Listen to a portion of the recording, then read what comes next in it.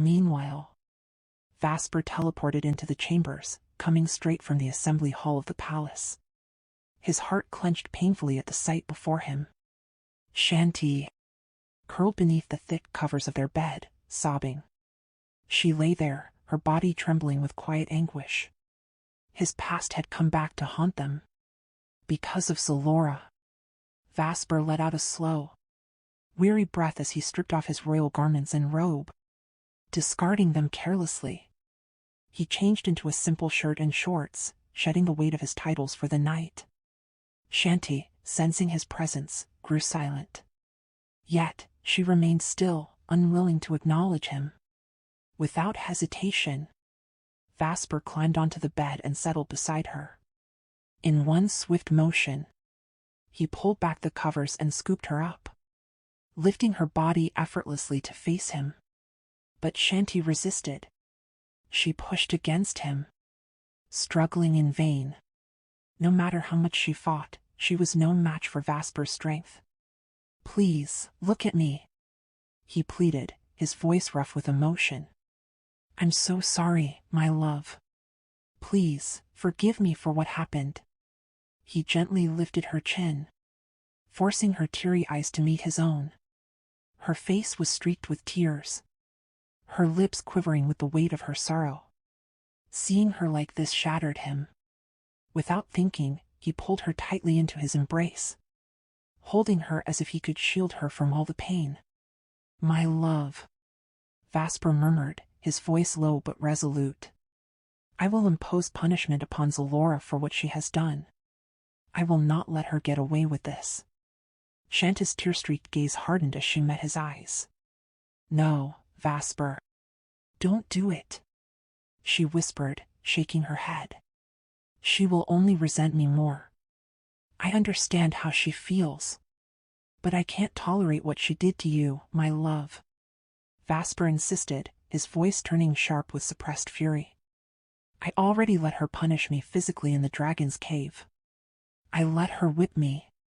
I let her take out her anger on me. But now, she has turned her wrath on you. That I will not allow." His tone dropped, heavy with finality. "My staff is already preparing her punishment." "Vasper, stop." Shanti's voice rose, desperate. "That's not necessary. I don't want to get married knowing someone is suffering because of me. Just let it go." Vasper fell silent for a long moment. His jaw tightened. "But," he finally uttered, his voice wavering.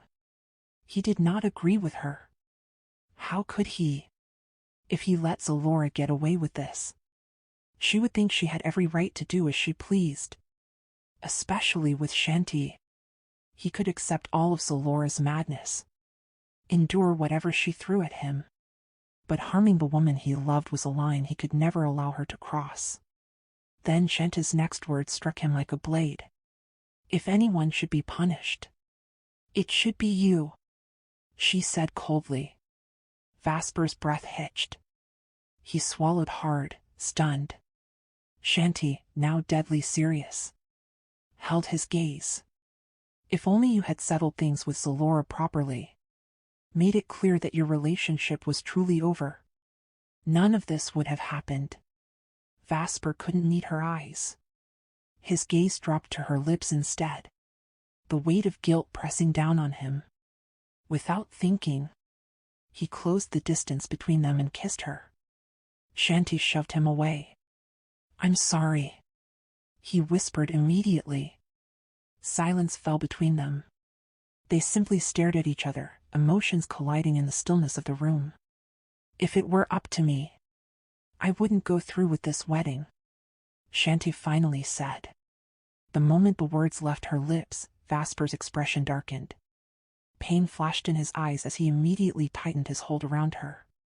"No." His deep voice broke with desperation. "Please, forgive me. But don't say that, my love. Don't scare me like this." His forehead rested against hers, his breath warm against her lips. "You know I can't let that happen." He kissed her. her face, her lips, over and over, as if trying to erase the doubt in her heart. Shanti didn't resist this time. She simply let him, though her heart still ached. I don't want to humiliate you, not after everything has already been prepared. So I have no choice, she admitted softly. But, Vasper, I don't feel right about this. Not after what happened. Vasper wrapped her in his arms again, pressing her closer, as if afraid she might slip away. I'm so sorry, he whispered over and over, his voice breaking. That's why I want Zalora punished for what she did. I will strip her of her right to enter Volantis and make her publicly apologize to you. That's all. But Shanti immediately shook her head. No, Vasper. Don't force her to apologize. You know she would never accept that. It would crush her pride. Just let her be. Then, she looked him straight in the eyes. This is all your fault, she stated without hesitation.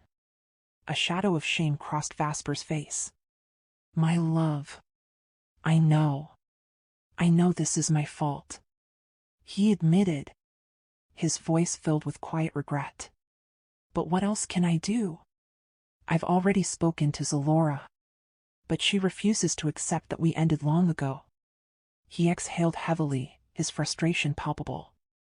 It's been more than 20 years, my love, he added. Vasper, Shanti murmured. She loves you too much. That's why she never let go. Vasper closed his eyes, his grip on her tightening. He had known that for so long, but knowing didn't make it any easier. Vasper let out a heavy sigh. I know, he murmured. But that chapter of my life ended long ago, my love. And besides, you're the reason I'm here. I returned to the inner world because of you. Please, don't let her affect you. His voice dropped to a soothing whisper. Once our wedding is over, we'll leave. We'll return to the outer world together. I promise. Shanti gave a slow, reluctant nod, but the sadness in her eyes didn't fade. Vasper tightened his arms around her, pulling her closer as if he could physically keep their worries at bay. My love, I love you so much, he whispered, his voice raw with emotion. I'm sorry. For everything. Please, forgive me. A painful silence stretched between them before Shanti finally spoke, her voice soft but firm. Vasper, take me back to my dome. She tried to pull away, but Vasper refused to let go. This is our home, he murmured, desperation lacing his words. You can stay here until the day of our wedding. If you want. I'll speak to King Elander myself, you don't have to leave. His plea hung in the air, heavy with longing. Vasper, my clothes. My belongings, they're all still there. Shanti reasoned. That's not a problem. His response was immediate, resolute. I'll have Mara fetch them for you. His eyes searched hers, pleading, begging her to stay.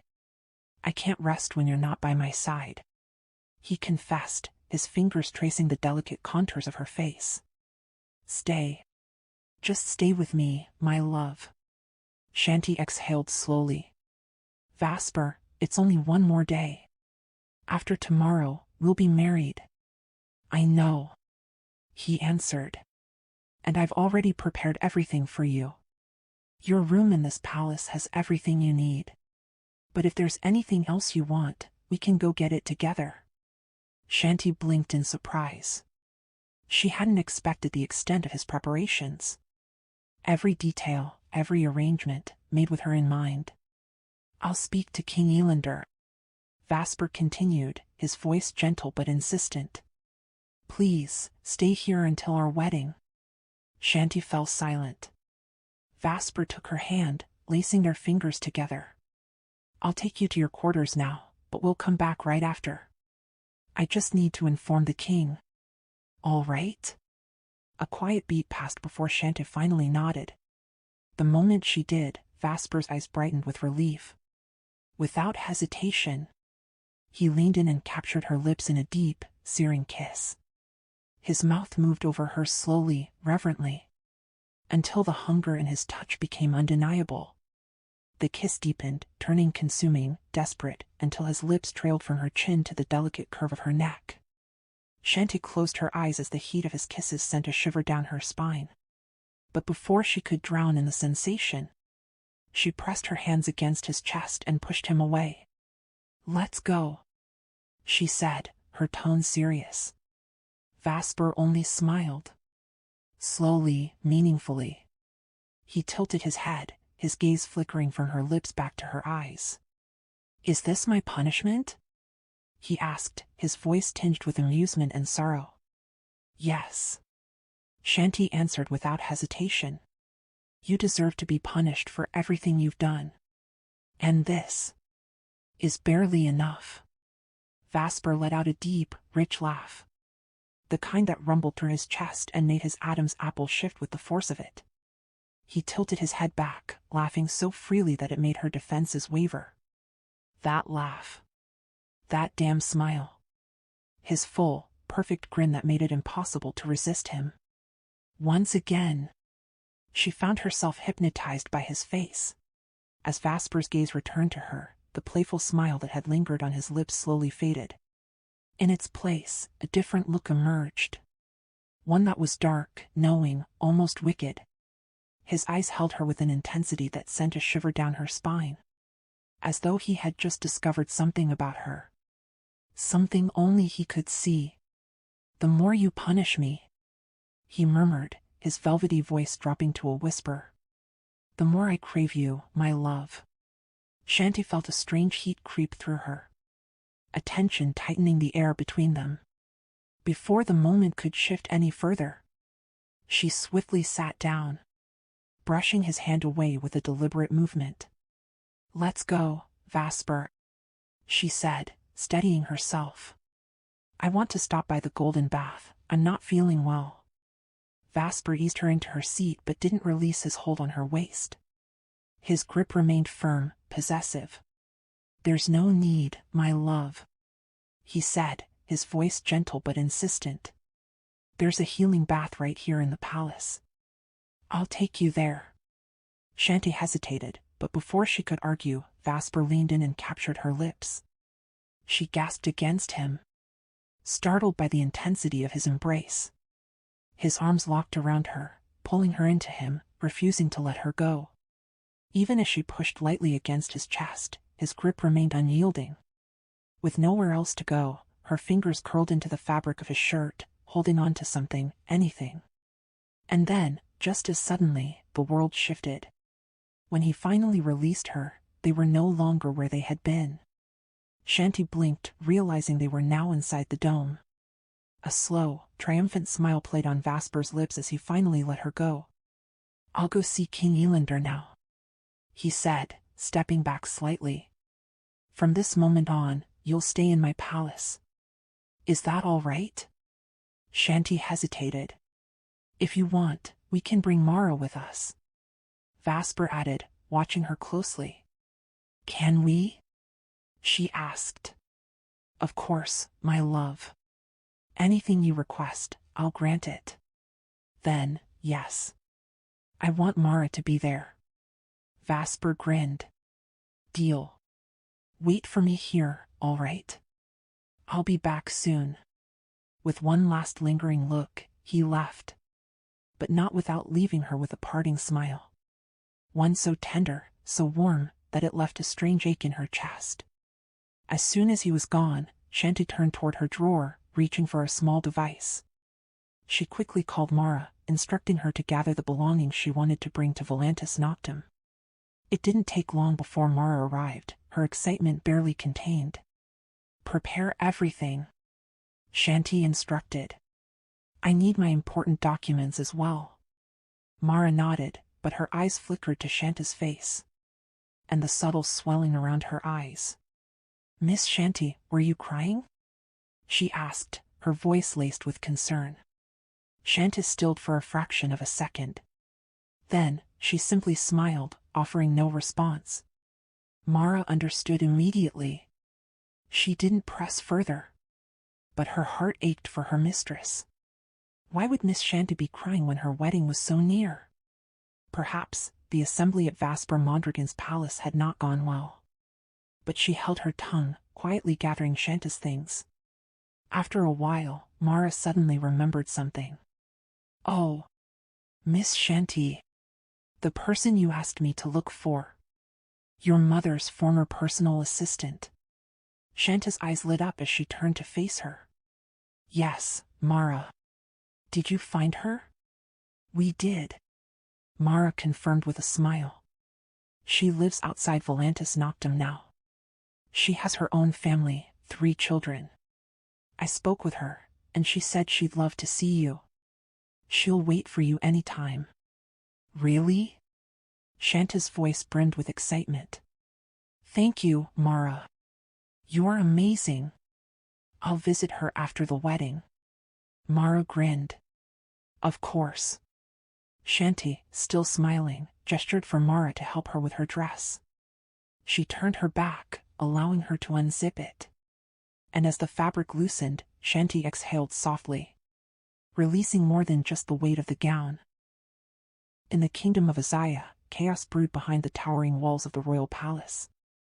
The air inside the Grand Council Hall was thick with unease, tension coiling like smoke beneath the golden chandeliers. The room, usually alive with regal discourse and the rustle of velvet robes, was now suffocated by silence and the weight of impending division. At the far end of the hall, King Salman Zakron sat rigid upon his obsidian throne, his cold gaze fixed on the circle of royal officials seated before him. His crown cast long shadows in the light, but it was not authority that darkened the room. It was anger.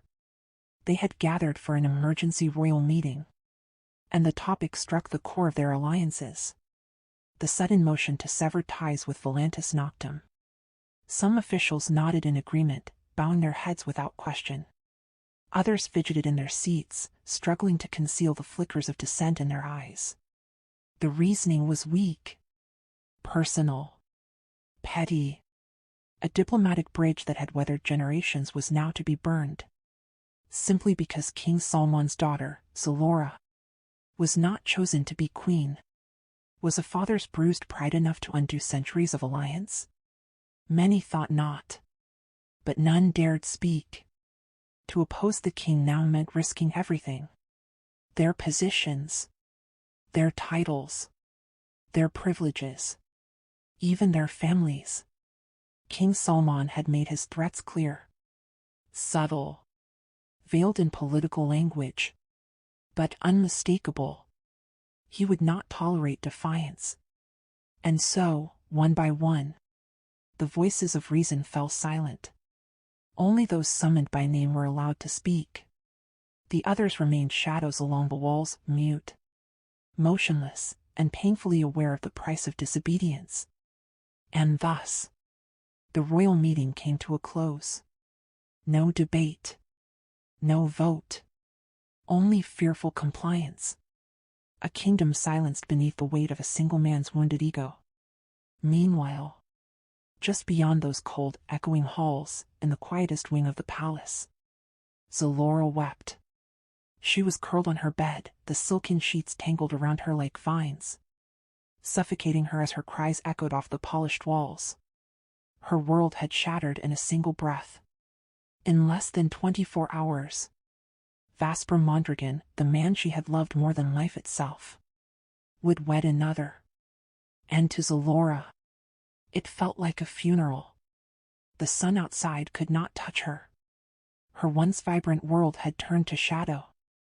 Every memory she had shared with him played back in her mind like a cruel, unending loop. There were no words for the kind of pain she felt, only the hollow ache of a heart that had lost its home. In the corner of the room, her mother stood in silence, her hands trembling at her sides. She, too, was broken, but in a quieter way. To watch one's child suffer and be powerless to ease that pain, it was a torment only a mother could understand. Her heart cracked with every sob that came from Zalora's lips, each one like a dagger through her chest.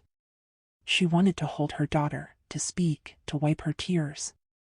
But no gesture felt enough. Because this pain was not hers to take away. It was Zalora's to bear. Then, a soft click. The door opened, and King Salman stepped in. He didn't speak. He didn't move beyond the doorway. He simply stood there, watching his daughter crumpled on the bed in her grief, the strongest man in Azaya reduced to silence. He let out a slow, burdened sigh. Not of annoyance, but of helplessness. He had broken diplomatic ties. He had shaken the inner world. He had stood unchallenged in court. And yet here, in this room, before the tears of his daughter, he was utterly powerless. The only sound in that massive, ornate chamber was the sound of Zalora's weeping.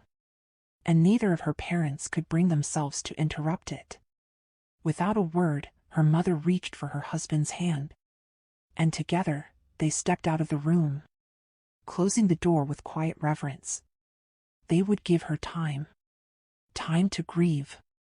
Time to scream at the stars if she must. Because what they saw on that bed was not just a heartbroken daughter. It was a soul unraveling. And in the silence that followed, Zalora was left alone. Shattered, breathless, and drowning in a love that had slipped beyond her reach. Meanwhile, inside the grand palace of Volantis Noctem, Vasper and Laika were present while Laika remained in the inner world. Following Vasper's wedding, soon, she would return to the outer world. But for now, a greater matter loomed. In less than 24 hours, Vasper Mondragon would wed Shanta Lorenzo. And yet, Shanta's presence in the palace marked another quiet defiance. A break in the sacred protocol of nuptial sanctity. A long-honored Valantian rite that dictated the ceremonial separation of bride and groom before the royal union. According to the protocol, the queen-to-be was to remain in her family's domain until the hour of the wedding, untouched and unseen by the king. But Vasper, ever defiant of tradition when it suited his desires, had brought Shanti to stay within the very walls of his palace. On the eve of their union, another breach. Another fire he would one day have to extinguish. Inside the palace, Mara, Shanta's devoted assistant, was also now within Volantis Noctem, attending to her mistress's every need with quiet care and vigilance. That afternoon, Laika sat at the long royal dining table. She had taken her seat at the far center, directly opposite the king's ceremonial chair, where Vasper now sat. Beside him, Shanti. Around them, the palace's elite elven staff moved with silent grace, anticipating every desire before it was spoken. Mara stood not far behind Shanti, watchful, ready to act at the slightest signal. But Shanti felt the weight of every eye, especially with Laika present. Her nerves fluttered, sitting between the princess of cold glances and the king of relentless affection. The table was lavishly adorned with food fit for an empire. Yet only 3 of them were eating. Laika dined as if no one else existed, her posture perfect, her movements elegant. But from time to time, her sharp eyes flicked toward Vasper and Shanti. And she noticed. Vasper, ever attentive, was placing food on Shanta's plate with gentle hands. A soft, almost mocking chuckle escaped Laika. "Vasper," she said in a low voice. Not mocking, but matter of fact. "What's the point of bringing Mara here if you're going to serve Shanti yourself?" The air thinned. Vasper looked at Laika. His lips pressed together. He wasn't angry, just cold. A silent disapproval settled into his face. Shanti wished she could disappear. Her cheeks flushed as she quickly tried to snatch the spoon from Vasper's hand, embarrassed by the attention. But he didn't let go. Laika laughed again, this time louder. Mara, flustered and blushing with shame, stepped forward to help. But Vasper's voice rang firm. "Mara, return to your place. I'll take care of her." Mara froze, glanced nervously between Laika and the king, then slowly stepped back, obedient but uneasy. Vasper turned to his sister, irritation flashing in his eyes. Let it go, Laika. This is what we're used to. Are you jealous? He said, his voice edged with sarcasm. Go find a man who'll spoil you, maybe then you'll finally enjoy life. And stop walking around like the world owes you something. The silence that followed was thunderous. Shanti, frozen beside him, gave him a sharp glance and pinched his arm beneath the table. A subtle plea for him to stop. She didn't even dare look at Laika.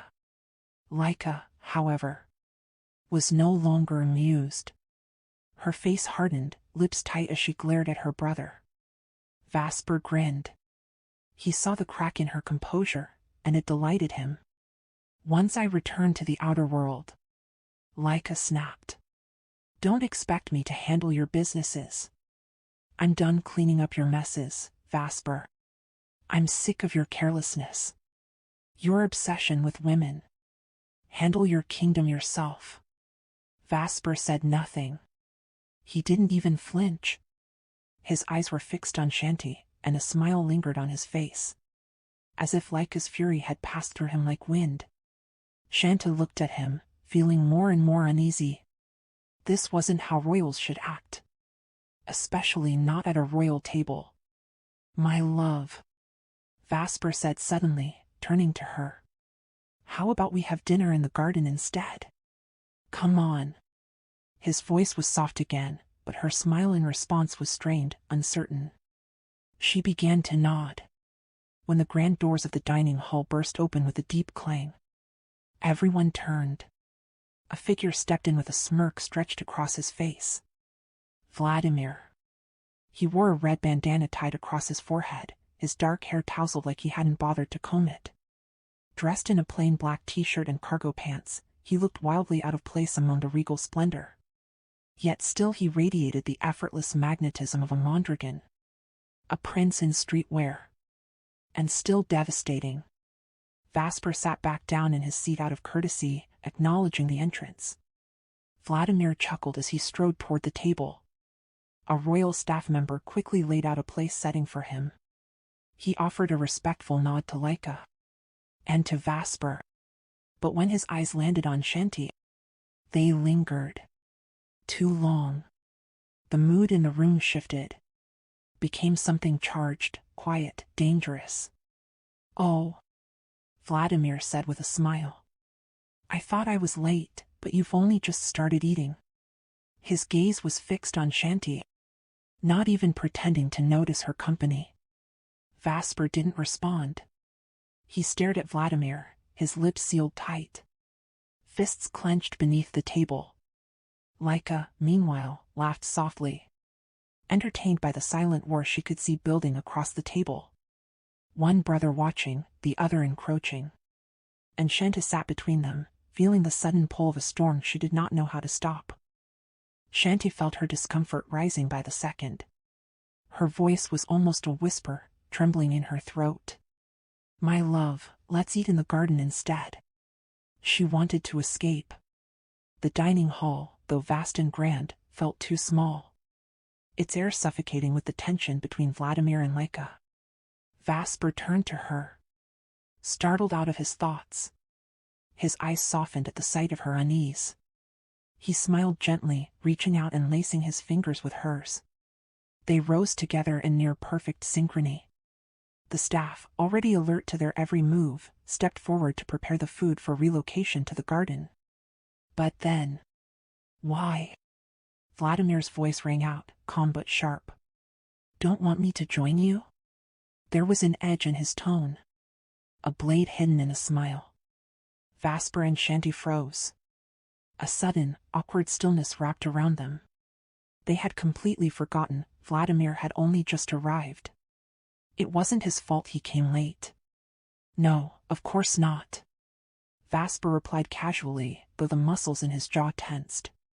We were just about to head there anyway. You arrived just as we were leaving. His arm tightened around Shanti's waist, protectively, possessively. Vladimir's gaze flickered, first to Vasper, then rested far longer on Shanti. The staff, sensing another shift in the air, paused with silverware and trays mid-motion. Vasper raised a hand and gestured for them to proceed. Mara nodded and quietly continued her preparations. Laika, on the other hand, remained seated, watching with curious anticipation. She caught a whiff of something familiar, alcohol. Vladimir had been drinking. Shanti immediately averted her gaze. The way Vladimir looked at her. There was something about it she couldn't name. It wasn't affection, nor hostility. But it unsettled her deeply. She turned her face to Vasper, needing the solidity of his presence.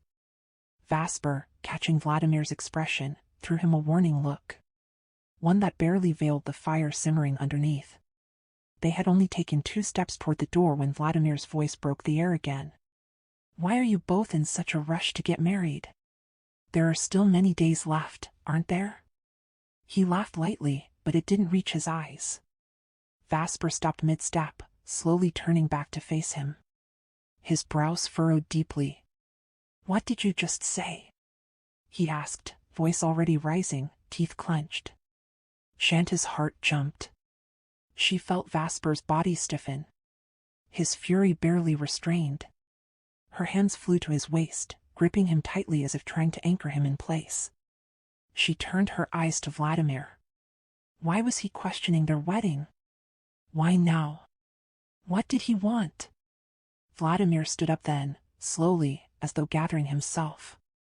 "Did you know Zalora still hasn't eaten?" His voice was strained, gritted between his teeth. His gaze locked with Vasper's, an inferno roaring quietly beneath the surface. "Not since the day of the assembly." Vasper blinked, then narrowed his eyes. "I don't care if she doesn't eat." His voice exploded, sharp and furious. "She's surrounded by staff. She gets the food she wants, everything she needs. Why are you throwing this at me?" The royal staff immediately recoiled from the growing storm, lining up against the walls with heads bowed. No one dared lift their eyes. The king of Volantis Noctum was angry, and his wrath was not to be tested. But Laika remained still smiling faintly as she chewed on her meal, enjoying the drama, unfazed. Shanti glanced her way, confused. How could she be so unaffected? "She's your friend too." Vladimir spat. "You were friends once. Don't pretend you've forgotten." "I don't care, Vladimir." Vasper roared, the force of his voice shaking the chandeliers overhead. Shanti flinched, burying her face against his chest. She could feel his chest rising and falling like crashing waves. Without hesitation, Vasper wrapped his arms around her, almost as if shielding her from himself. He lowered his head to look at her. His voice broke as he whispered, "I'm so sorry." Vladimir's jaw clenched. He stood still, but inside, he was unraveling. He watched as Shanti held Vasper tightly, trembling. The way she looked at him. The way she sought comfort in him. It shattered something in Vladimir that he had fought so hard to suppress. Why did it hurt so much to see her in his arms? "Let's go, Vasper," Shanti said through tears. Vasper didn't speak. He simply swept her up in his arms and carried her out. Her head rested against his shoulder, her eyes closed. Vladimir remained where he stood, silent and breathless. He didn't even glance at Laika. His eyes followed them until they disappeared into the corridor leading to the garden. For a long moment, he stayed like that. Motionless, as if the weight of something invisible was pressing down on him. Then, finally, he sat down. But he pushed the untouched plate away. The hunger had vanished. "Bring me wine," he said curtly.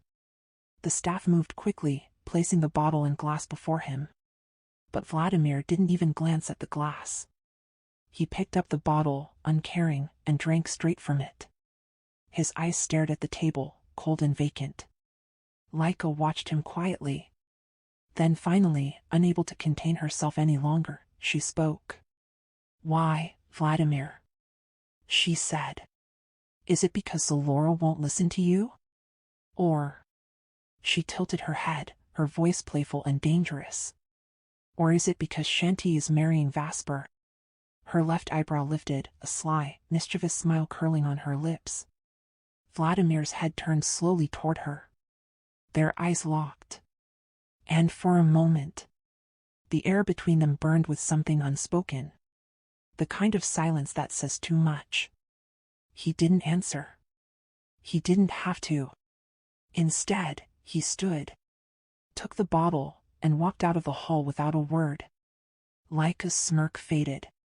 Her expression sobered as her eyes followed his exit. Then, she muttered under her breath. Fools. All of you. And she resumed eating her dessert like nothing had happened. Meanwhile, in one of the chambers of the palace, a room sacred only to the royal bloodline of Volantis Noctum, Shanti was led inside a place known only as the Aureum Sanctum, a sanctum of indulgence, restoration, and secrets. The very heart of the palace's ancient rejuvenation rites. Here, time felt slower, as if the walls themselves exhaled a soothing lull. The air shimmered faintly with gold, rich with the intoxicating scent of rare oils and the hum of unseen energy. At the center of the Aureum Sanctum was the Cradle of Noctium, a sacred healing bath passed down through centuries, known only to the monarchs and their consorts. The pool was filled with a thick, almost molten liquid, a fusion of 24-karat liquid gold, milk, wild honey, and the essence of moon-kissed flowers and rare nocturnal herbs. The blend pulsed softly with a tricolor glow: royal crimson, molten gold, and deep, divine violet, with luminous tendrils of energy flickering like northern lights beneath its surface. It was a living bath, awakened by crystals of lumerite, ancient stones that emitted a low, electric thrum. Not powerful enough to harm, but just enough to activate the hidden alchemy within each element.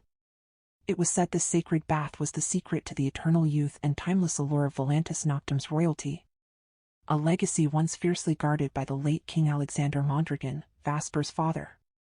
His queens, concubines, and favored heirs had all once bathed in the same sacred waters. As Shanta stepped further inside, her breath caught. The room was a breathtaking realm of decadence, so luxuriously ethereal that it stole words from her lips. Crystalline chandeliers glowed like hovering stars above, walls carved with silver filigree and ancient Volantian runes. Velvet drapes swayed lazily as if responding to a wind only the room itself could feel. She turned slowly, drinking in every inch of this magnificent chamber. And Vasper was watching her the entire time, a slow, amused smile curling at the corner of his lips, his eyes glinting with mischief and desire beneath his dark lashes. "This is just another proof," she whispered, still in awe, "that Volantis Noctum is the richest kingdom in the inner world. I thought it was Sylvan Concord. But I was wrong." Vasper didn't answer, not with words. He stepped behind her, so close that his presence sent waves of warmth down her spine. His arms slowly wrapped around her waist, strong and possessive, pulling her gently into him. His lips brushed against the delicate curve of her neck, and then again, this time lingering. A kiss that burned and bloomed. He nuzzled into her hair, breathing her in like he needed the scent of her more than air itself. And then, his fingers began to undo her gown, slow and reverent. Shanti didn't resist. She knew what was expected, what was about to happen. She let her garment fall away from her shoulders and down to her waist, then to the floor. She stood in silence, skin glowing under the room's golden light, allowing Vasper to take away the layers that separated her from the divine bath. In Sylvan Concord, she knew, healing baths were golden and serene. But this was something else. The Cradle of Noctium looked alive. Its liquid seemed to shift and pulse, like it breathed with its own heart. It could fit 10 people at once, yet everything about it felt personal, intimate, meant only for them. Every corner whispered exclusivity. Vasper's voice came low, almost hushed. "Only we can use this. No one else. Ever." By now, Shanta's gown had fallen completely, leaving only the thin lace of her undergarments. Her breath hitched as Vasper knelt behind her, hands ghosting over her thighs. He removed the last barrier between her and him, slow, careful, trembling. She said nothing, didn't stop him. She simply looked at him and allowed him to strip her bare, both body and soul. But she could feel it. How he was restraining himself. She could hear it in his breath, shallow and ragged. His arms wrapped tighter around her, his face buried in the crook of her neck, his voice like a whispered fire. "I love you," he said, his lips grazing the shell of her ear. "Let's go. Before I change my mind." The words hit her like electricity, running down her spine, curling around her toes. Shanti bit her lip, a slow smile blooming across her face as she tilted her head back against his chest. Surrendering to the sensation. She felt his breath on her skin. Hot, urgent. His hands roamed over her curves in a torturous rhythm. Almost teasing. Like he was savoring every inch of her. Imprinting her into his memory. Was he playing with her? She didn't know. She didn't care. Their skin was pressed together now, feverish with need, both of them breathing harder than before. Her back arched as his fingers traced a path down her spine. The room silent except for the soft sound of their desire. Vasper's hands did not stop. His fingers continued to explore her. Stroking the softness of her breasts, grazing over the aching sensitivity between her thighs with growing need. His touch was both worship and fire. Relentless yet precise. Until finally, soft moans slipped from Shanta's parted lips, unbidden and sweet. Vasper. His name came out as a delicate plea, trembling, music carried on breath. A sound so sweet it melted straight into Vasper's ears like a sacred hymn meant only for him. He murmured, his voice low, like velvet heat poured over stone, his lips never leaving the skin of her neck. His breath danced along her pulse point, searing her. Then suddenly, Shanti turned around, meeting him face to face, and their eyes collided. Like sparks striking dry kindling. Without warning, Vasper claimed her mouth. His kiss was fervent, desperate, like he had been starving for her since the dawn of time. Their lips locked in a chaotic rhythm, all-consuming. Shanti, just as eager, reached between them and quickly undid the knot of his bathrobe, letting the soft fabric fall to their feet like discarded armor. What she had only felt pressed against her moments ago, the aching heat of his arousal, was now fully in her grasp. She gasped at the weight of it, the reality of it, and the way it throbbed in her hand. Their breaths tangled fast, uneven, chasing each other like wild animals in the night. Then, Shanta's arms wrapped around Vasper's neck, and he, without hesitation, lifted her effortlessly, and Shanta straddling him, and now, Vasper in between thighs. Their mouths never parting, their bodies molding like puzzle pieces burning to be one. Their moans and groans, raw, helpless, honest, echoed through the sacred walls of the Aureum Sanctum. Vasper carried her across the room, until her back met the cool surface of the crystalline wall. Shanti pulled away from their kiss, gazing up at him. Her eyes now half-lidded, mouth open, breathing hard, their bodies intoxicated with heat and pleasure. She saw the look in his eyes, feral and reverent all at once, and her body responded before her mind could catch up. Then, he entered her. A sharp cry escaped her throat. She felt the size of him, the stretch, the fullness, the overwhelming sensation of being taken entirely.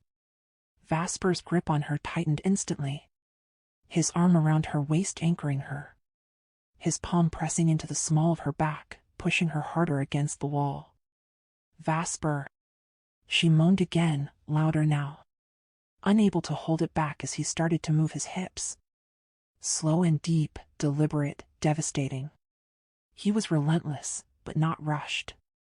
Every stroke was calculated to drive her mad, each movement pulling a new wave of heat from her body as it arched and trembled beneath him. She clung to him, breath caught in her throat, back arched as his mouth found her breasts. suckling gently at first, then with growing hunger. His tongue played over her nipple, his lips hot and wet, his breath fanning across her sensitive skin like a fevered wind. It was torture. Heavenly, glorious torture. Shanta's fingers tangled in his hair, gripping it tight, pushing him further against her, urging him to take more, to lose control. And with every deep thrust Vasper delivered, she could feel him drive into her with bone-melting depth, making her cry out with each one. Her moans were deeper now, rich with surrender, and Vasper fed on them like they were nectar. Their bodies moved as one, a primal rhythm, raw and sacred. Seconds passed like fire burning across their skin. Shanta's nails now scraped along his back, dragging down as she held on to him, kneading him closer, harder.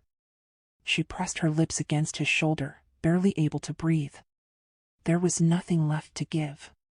She had given him everything. And he took her, all of her. My love. I love you so much. Vasper whispered, voice husky and shaking, lifting his head from her chest.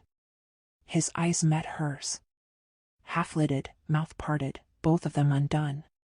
And still, he did not stop. He kept pounding into her. Slow, deep, claiming. Every ounce of strength in Shanta's body was now his. She had surrendered completely. Not because she had to, but because she wanted to. And Vasper, he carried her like she weighed nothing at all. Each thrust made her cry out his name, louder each time, while he watched her face. Eyes closed, lips parted, whispering his name like a prayer wrapped in thunder. Until finally, his pace quickened, and their bodies crashed against one another in rising intensity, each second drawing them closer to that sacred end they both chased. Then, his mouth returned to hers, sealing their cries in a kiss that scorched. Shanti could no longer hold back. She screamed into his lips, the pleasure ripping through her body like lightning through the sky. Their mouths locked, and Vasper drove harder, deeper, faster. A storm consuming the two of them whole. Their cries mingled, drowned in their kiss, and echoed through the sanctum as they neared the edge of their shared bliss. And when she couldn't take it anymore, Shanti broke the kiss.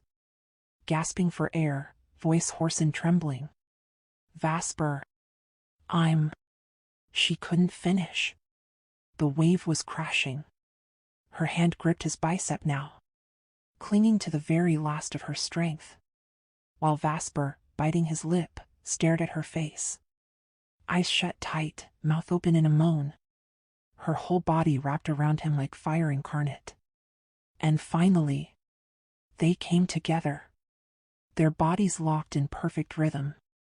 Limbs shaking, moans raw and unfiltered. Shanti felt him, the powerful throbbing inside her. The heat.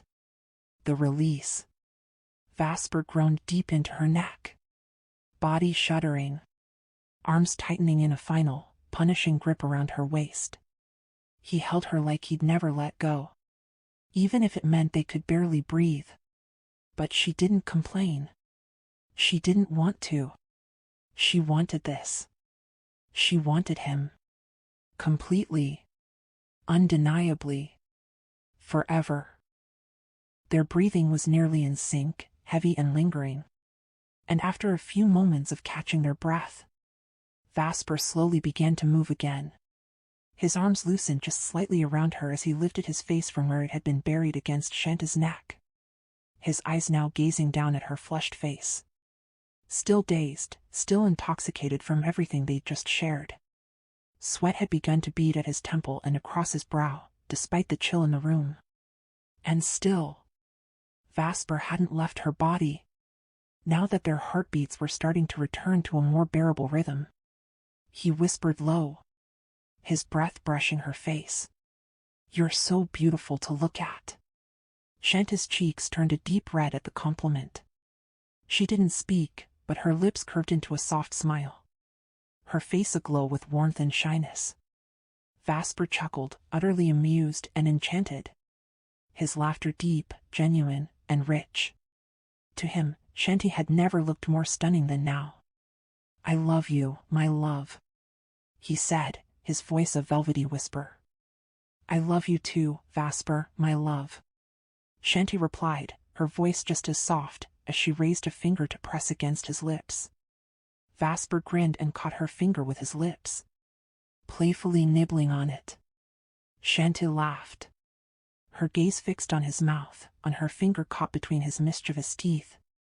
Those perfect, glinting teeth that appeared whenever he smiled. She was mesmerized again. Every time she saw him laugh. Really laugh, that crooked grin and low, sultry voice. She fell deeper. Unable to resist, Shanti leaned in and captured his lips with hers, pulling him back into a deep, slow kiss as her arms wound tightly around his neck. And once again, the flame that had just begun to simmer flickered back into a roaring fire. But this time, Vasper didn't even bother walking. In a blink, they were teleported to their bed. Their bodies remained connected. Vasper was still inside her, never having let go. The moment they landed on the bed, Shanti beneath him, the wildfire reignited with raw abandon. What began as one impassioned union was followed by a second, and then a third. Shanti had thought it was over. But apparently, when one has superpowers, fatigue doesn't come easy. She, on the other hand, was reaching her limit. She grabbed a pillow and smacked it against Vasper's head, breathless and laughing after their last entangled moment. Vasper yelped and laughed in return, sprawled naked across her body, carefree and shameless. "Let me rest," Shanti groaned with a giggle, eyes fluttering, her body crying for sleep. "I'm not like you. I don't have powers." Vasper burst into laughter and trailed kisses down her neck. "Okay, my love. Sleep for now. We'll finish your healing bath later," he said with a grin, pressing his lips gently against hers.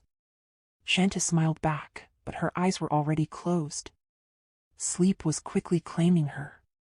Vasper shifted beside her, lying on his side, and gently guided her head to rest on his arm. Shanti immediately curled into him, wrapping her arms around his bare torso. Vasper's heart swelled as he cradled her close, holding her like something precious and rare. He stayed still, watching her sleep, listening to her breath, and letting the peace of the moment settle deep in his bones. But elsewhere, not everyone was wrapped in peace. Far away, Vladimir sat in silence, eyes fixed on a large monitor in front of him. A glass of dark liquor hung loosely in his right hand. He was seated alone on a leather sofa in a dim room at Lady Havana's office. His mother, the only light coming from the cold screen in front of him. And on it, Shanti and Vasper, curled into each other, naked, asleep, still tangled in each other's embrace. Tears slid silently down Vladimir's cheek. His expression was empty, but his eyes were full of longing and something far darker. His jaw clenched as he stared at the lovers, entwined, unaware of the man watching them from the shadows. "I will take you back from him, my love," he murmured aloud, the words slipping from his lips like a vow. Before he even realized what he'd said, startled by the sound of his own voice, Vladimir blinked. He went silent, stunned. Then, slowly, he laughed. He laughed at himself, bitterly, quietly. He was losing his mind. Clearly. But then, he heard a voice. His mother's voice. Outside the door. Vladimir hastily wiped his tears and stood, trying to pull himself together. Just as the door opened, Havana stepped inside, visibly annoyed, not even glancing at his face as she marched directly to his desk. "I don't want this door closed when you're in here and I'm outside," she snapped. "I shouldn't have to knock, this is my damn office." "Sorry," Vladimir muttered, making his way to the door to leave. But Havana swiftly raised a remote and locked the door with a soft beep. "You're leaving without reporting to me?" she said coldly, one brow raised, gesturing toward the monitor. They're quite cozy, aren't they? After drowning themselves in pleasure. Vladimir's voice was cold, distant. Yes. They are. And Havana grew even more suspicious. Havana's eyes drifted to Vladimir's hand, noticing the bottle of liquor he was holding. Her gaze sharpened. It was from the palace. Her brow arched as she stepped closer, eyes locking with her son's.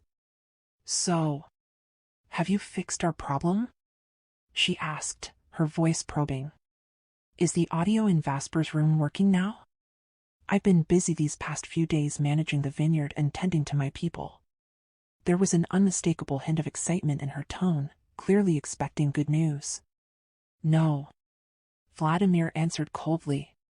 His voice as sharp and icy as winter steel. Havana's face shifted immediately. Her forehead furrowed, her mood turning sour. What's wrong with you lately, Vladimir? These past few weeks, you've changed. All you ever deal with now are useless things. You're not the same as before. Back then, when I gave you a task, you'd find a way to make it happen. Her voice rose in irritation. You're starting to get on my nerves. How many times have you entered that palace? And yet, up to now, you still haven't done what I told you? What use is video if there's no audio? She exhaled in frustration. I have no choice now but to bribe someone from inside the palace.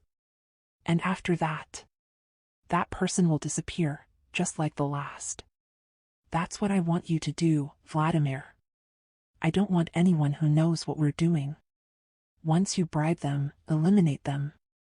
She returned to her desk and sat down firmly, her voice firm and cold. Vladimir looked at his mother. But his mind was elsewhere. His thoughts far away, nowhere near this room. Havana reached for the remote and unlocked the door with a click. Leave, she told him. Her eyes not even meeting his. Vladimir started to walk away, but paused. He turned his head back toward her, hesitation in his eyes. Havana looked at him, waiting, her expression unreadable. Zalora hasn't eaten since the day before yesterday. Vladimir said quietly. Try talking to her. She won't let me into her room. Havana laughed, dry. Disbelieving, cruel. Really? She's on a hunger strike? She shook her head with a mocking smile. I didn't think she was that stupid. Well, Shanti should be happy then. If she starves herself to death. Foolish girl. She spat. Vladimir said nothing. His lips were sealed, but his jaw clenched. She doesn't want to talk to me, he said at last. But maybe if you go, she'll let you in. After all, you and Zalora were friends. Havana laughed again, louder this time. Vladimir. Don't ask me to do things I don't want to do. You know I hate drama. I don't have time for hysterics. And whatever Zalora's doing right now is nothing but a pathetic display of emotion and ego. She stood, voice rising now in true anger. She's prioritizing her feelings over what really matters. I have so many problems right now. And now you're one of them. Her voice echoed in the room. These past few days, both of you have been nothing but dead weight to me. Do you even realize that? But she's your friend. Vladimir shouted suddenly. Unable to hold it in. His voice cracked with emotion. Havana froze. Her lips pressed tightly together. Her expression darkened. Then, she stepped forward. Fast and furious. Her hand struck Vladimir's cheek with a sharp crack. The slap echoing throughout the room. Silence fell. A heavy, tense silence. Vladimir's face remained turned, the red mark on his cheek slowly blooming. Havana was breathing hard, both fists clenched at her sides. Her eyes flashing with fury. Vladimir didn't look at her. His eyes were fixed on the floor. Don't you ever raise your voice at me, Havana hissed. I don't care about Zalora's drama. Let her sulk in her room while her ex-boyfriend gets married. That's her problem, not mine. She pointed a trembling finger at her son. And you. Stop testing my patience, Vladimir. Everything I've done, everything, has been for you. For your future in this kingdom. Her voice shook with rage now. I want you to take Vasper's throne one day. That's why I can't afford your drama. Don't let all my sacrifices be for nothing. Do you understand me? Vladimir looked up, meeting her eyes at last. He knew this plan. He had shared this dream with her once. He had believed in it. But now everything had changed. He didn't know when it began. Or how. Only that it started the moment Shanti entered his life. Since the day he met her, everything inside him had shifted. The throne didn't matter anymore. Power didn't excite him. It was Shanti, only Shanti, who filled his thoughts, haunted his dreams, ignited his longing. And now, that dream was crumbling. Because tomorrow, at sunrise, she would marry another man. His brother. He felt madness creeping in, quiet and relentless. So lost in thought was he that he didn't even notice Havana had returned to her seat. He couldn't remember what she said next. If she said anything at all. He turned his back, ready to leave. When suddenly, Havana spoke again. I saw you and Zalora in the elevator. She said casually, like it was the most mundane thing in the world. You were kissing. Havana had always known about Vladimir's infatuation with Zalora. Even from the very beginning. This is a fortunate turn for you, isn't it? She said with an elegant smile, her tone laced with implication. Now, you finally have what you've always wanted. Even though her true love has always been your brother. Vladimir froze. His gaze locked onto his mother's face, stunned. He never expected that to be what she would say. Is that why you're drinking? Havana asked, her voice calm, clinical, while her eyes were fixed on the bottle in his hand. Because you're worried about her? Vladimir stayed silent, letting her believe whatever she wanted to believe. Perhaps it was better that way. You know, Vladimir. Havana continued, her voice softening, turning more private, more maternal. Yet never quite tender. Zalora, that woman, has her own needs, like any woman. So don't neglect her. Give her what Vasper never could, all right? She leaned back, her smile widening like a snake basking in the sun. Besides, her family is a powerful ally to us. Still the wealthiest in our region. We can't afford to lose their support. In her times of loneliness, you must be the one by her side. She'll be Queen of Volantis Noctum one day. Standing right beside you, my son. Vladimir's jaw clenched. He bit down on his teeth, swallowing the words that tried to rise. He couldn't believe what he was hearing. He once thought his mother's friendship with Zalora was genuine. Now it felt like everything was an act. He stared at Havana. But he no longer wanted to speak. He just wanted to leave. Vladimir had already opened the door when Havana spoke again. This time, her voice dropped lower, more serious. I saw the news. The ring Vasper gave Shanta Lorenzo. Her tone shifted completely. No longer playful, but grave, knowing. Did you know that's the same ring the kingdom of Durthazak has been searching for? She paused deliberately, watching for his reaction. Durthazak. The Forgotten Kingdom. A lawless dominion exiled to the fringes of the inner world. Known by all kingdoms as a realm ruled by cutthroats, rebels, and pirate kings. Ruthless, feared. Durthazak is shunned by the civilized kingdoms. Its people outcasts who thrive on thievery, raiding, and black market trade. They pillage from other kingdoms and sell the stolen treasures to powerful syndicates in the outer world, where influence is currency and corruption flows like blood. Their noble houses have become infamous for their sway over outer world politics, financing campaigns, orchestrating sabotage, building empires of crime. Every kingdom maintains tight border surveillance to prevent the infiltration of Durthazak's spies, smugglers, or worse. I only just discovered that the ring is in Vasper Mondragon's possession, Havana said, smiling with cold admiration. Impressive, isn't it? She turned to face Vladimir again. So even if you have no power, Vladimir, do everything you must not to fall behind your brother. She added with a laugh. Follow his lead. Vladimir didn't hear the rest. He was done. He stepped outside and slammed the door behind him, the sound echoing through the hallway like a gunshot. Without hesitation, he stormed into the elevator and rode it all the way to the rooftop, where his flying vehicle awaited. But the moment the elevator doors opened, he stopped in his tracks. Dozens of wild dragons soared above the city, Volantis Noctum sky ablaze with the sweeping shadows of their wings. Their thunderous roars echoed through the skyline, shaking the air. It was dangerous. Too many flying vehicles were navigating the air lanes, and a single collision with a wild dragon could be catastrophic. Around him, Vladimir saw the defense systems engage, laser beams from the tallest towers fired into the sky, hurting the dragons higher, away from city airspace, away from civilians. Quickening his pace, Vladimir moved with urgency and power toward his own vehicle, activating its personal laser beacon to ward off the creatures as he climbed aboard. His thoughts churned. Could this mean a storm was coming?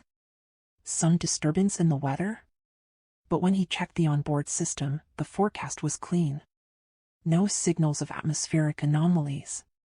Nothing to explain the sudden swarm. Puzzled, Vladimir soared into the air, flying swiftly toward the north, toward Irindral Vale, where he had left Vera, his dragon, to hunt and feed. Irindral Vale, an ancient sanctuary tucked deep within the heart of the inner world. A realm of breathtaking wonder. Endless forests shimmered with enchantment. Rolling hills stretched like green waves under the sky, and jagged crystalline peaks surrounded the vale like a protective crown. Each mountain glowed faintly, as though alive with celestial light. Dragons ruled the skies here. They dove through glowing auroras, chasing prey across the open heavens. Prey like the elusive shadow elk, the fierce ember wolves, and the ethereal oarfish that leapt between floating rivers of mist. Beneath the surface of Irindral Vale, veins of radiant mineral pulsed with magic, nourishing everything. The trees, the beasts, and especially the dragons. This was more than a feeding ground. It was a sacred domain. A living sanctuary where dragons honed their power, tested their instincts, and rose anew with each hunt. It was a world of harmony, energy, and reverence. And yet, as Vladimir approached it now, something in his chest tightened. Like the first note of a storm that hasn't yet arrived, the hum of Vladimir's flying vehicle sliced through the wind like a blade through silk, sleek and controlled as it descended over the glowing edge of Irindral Vale. From the sky, the land below looked dreamlike. Its mist-veiled forests shimmered with hues of green and violet, kissed by light that seemed to come from the very air itself. The peaks surrounding the vale glowed faintly, as if the mountains themselves watched and waited. As he neared the boundary of the dragon sanctuary, the chaos of the city behind him faded. Here, the only sounds were the hush of wind, the distant cry of creatures, and the deep, rhythmic pulse of the land's raw magic. Vladimir touched down near the edge of a high, moss-covered cliff that overlooked a vast glade below. An open field of crystalline grass where the dragons often landed to rest or begin the hunt. He stepped out of the vehicle, his boots crunching softly against the mineral-kissed earth. His breath misted in the cool air, not from cold, but from power. The veil pulsed like it had a heartbeat of its own. Vera, he called low, scanning the wide expanse. Come. His voice was calm, but carried authority. Somewhere in the distance, the trees rustled, not with wind, but with movement. Heavy, deliberate, ancient. A tremor passed through the ground beneath his feet, subtle but unmistakable. Then he saw her. Vera. His dragon. She emerged from between the trees like a moving mountain of obsidian and silver. Her wings half unfurled. Her eyes burning like twin moons. Her body was sleek and muscular, covered in iridescent scales that shimmered with hues of black obsidian and steel. She walked with the grace of a predator, slow and powerful. And yet there was an unease in her steps. She was restless. "What is it?" Vladimir asked, stepping forward as she lowered her great head to meet his gaze. But Vera didn't respond as she usually did. She sniffed the air. Her ears twitched. Her eyes darted upward, scanning the skies above the veil. Then she let out a low growl. Deep and long, the kind of sound dragons only made when something was wrong. When something unfamiliar was near. And then, Vladimir felt it too. The wind shifted. The magic in the air changed. No longer a peaceful hum, but a warning. From the far edge of the veil, beyond the crystalline peaks, a flock of wild dragons burst into view. More than a dozen, their flight erratic, panicked. They weren't hunting. They were fleeing. Behind them, the clouds thickened unnaturally, swirling like a vortex of storm and shadow. From its center, something massive moved. Hidden, veiled, ancient. "What the hell?" Vladimir muttered under his breath, shielding his eyes from the sudden brightness. Vera snarled and opened her wings wide, her body tense, ready for battle. The auroras above flickered, then shattered, like glass splitting through color, as a deafening roar split the sky. Not a wild dragon's roar. No. This was deeper. Older. A roar that carried memory in its echo. A beast not heard in centuries. Something that didn't belong in the inner world anymore. Vladimir's heart pounded as he climbed back into his vehicle, eyes never leaving the horizon. He turned to Vera. "Come with me." She leapt into the sky without hesitation, her massive wings cutting the wind. Vladimir took flight beside her, the two of them soaring into the heart of Arindral Vale. Deeper toward the mystery unraveling in the air. Toward whatever had summoned the wild dragons from their dens. And deep inside him, a question burned. Had someone awakened a power long thought buried? Or was something ancient finally returning home? The wedding of Vasper Mondragon and Shanta Lorenzo. The city of Volantis Noctum, inner world. It was the day the stars themselves had whispered about. The long-awaited union of King Vasper Mondragon and Lady Shanta Lorenzo. A love forged through shadows, fire, and the weight of fate. From the tallest tower to the humblest corner of the city, Volantis Noctum shimmered in celebration.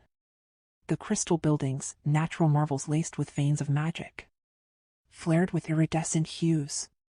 Their translucent surfaces shifted colors in time with the music echoing through the streets. Symphonies played by orchestras suspended midair and glowing platforms of light. The entire city pulsed with life. Confetti made of enchanted petals danced through the air, kissed by illusionary sparks that glittered like stars. Children ran laughing between food stalls and magical displays, while skies bloomed with floating lanterns and airborne fireworks that burst like flowers of flame. It was not simply a royal event, it was a phenomenon. And yet, beneath all the joy, the veil of security was impenetrable. The invisible shield that once welcomed visitors now enclosed the city with renewed strength, humming with energy that could disintegrate any who dared breach its boundary. Gates once open to dignitaries were sealed. Even the moonlight itself had to ask permission to shine through. Meanwhile, the House of Zakron, once an ally, now distanced, was not on the guest list. Neither Princess Salora, nor her father, nor any citizen of the Kingdom of Isaiah were permitted entry. Lady Havana, mother of Vladimir Mondragon, was also barred. And so were Lauren Valerian and the former candidates once considered for Vasper's hand, all of them, and their proud noble families, turned away at the command of the king himself. Many took it as an insult. Few dared speak it aloud. But inside the palace, the air was rarefied, charged with magic, majesty, and power. The crystal hallway that led toward the throne was unlike any ever seen in the inner world. The floor was a mirror of starlight, an enchanted glass that shimmered beneath every step. The walls rose high like pillars of moonstone, carved with runes that pulsed softly in time with the bride's heartbeat. Above, the ceiling bloomed open like a cathedral of constellations, revealing an illusion of a twilight sky alive with flying dragons made of light and fire. But it was the throne of the king that stole every breath. Carved from obsidian and etched with silver veins of draconic runes, it stood beneath a massive black dragon. Its wings spread wide, its eyes glowing, its presence so lifelike it seemed ready to breathe. Its body arched as if mid-flight, forming the high, protective backrest behind the throne, while its claws clutched the edges of the seat as if guarding the soul of the realm. Magic shimmered around it, giving it the illusion of breathing. And around it, seated in perfect formation, were the 8 siblings of Vasper, children of the draconic bloodline. They sat in gilded chairs of deep crimson and dusk gold, for on each side, a silent storm of presence and power. Their eyes watched everything, especially those near the throne. The grand guests of the inner world, kings, queens, emissaries, high mages, and celestial warriors, were seated in terraces that floated like islands within the air itself. Each throne was tailored from living crystal, molded to the essence of its guest's kingdom.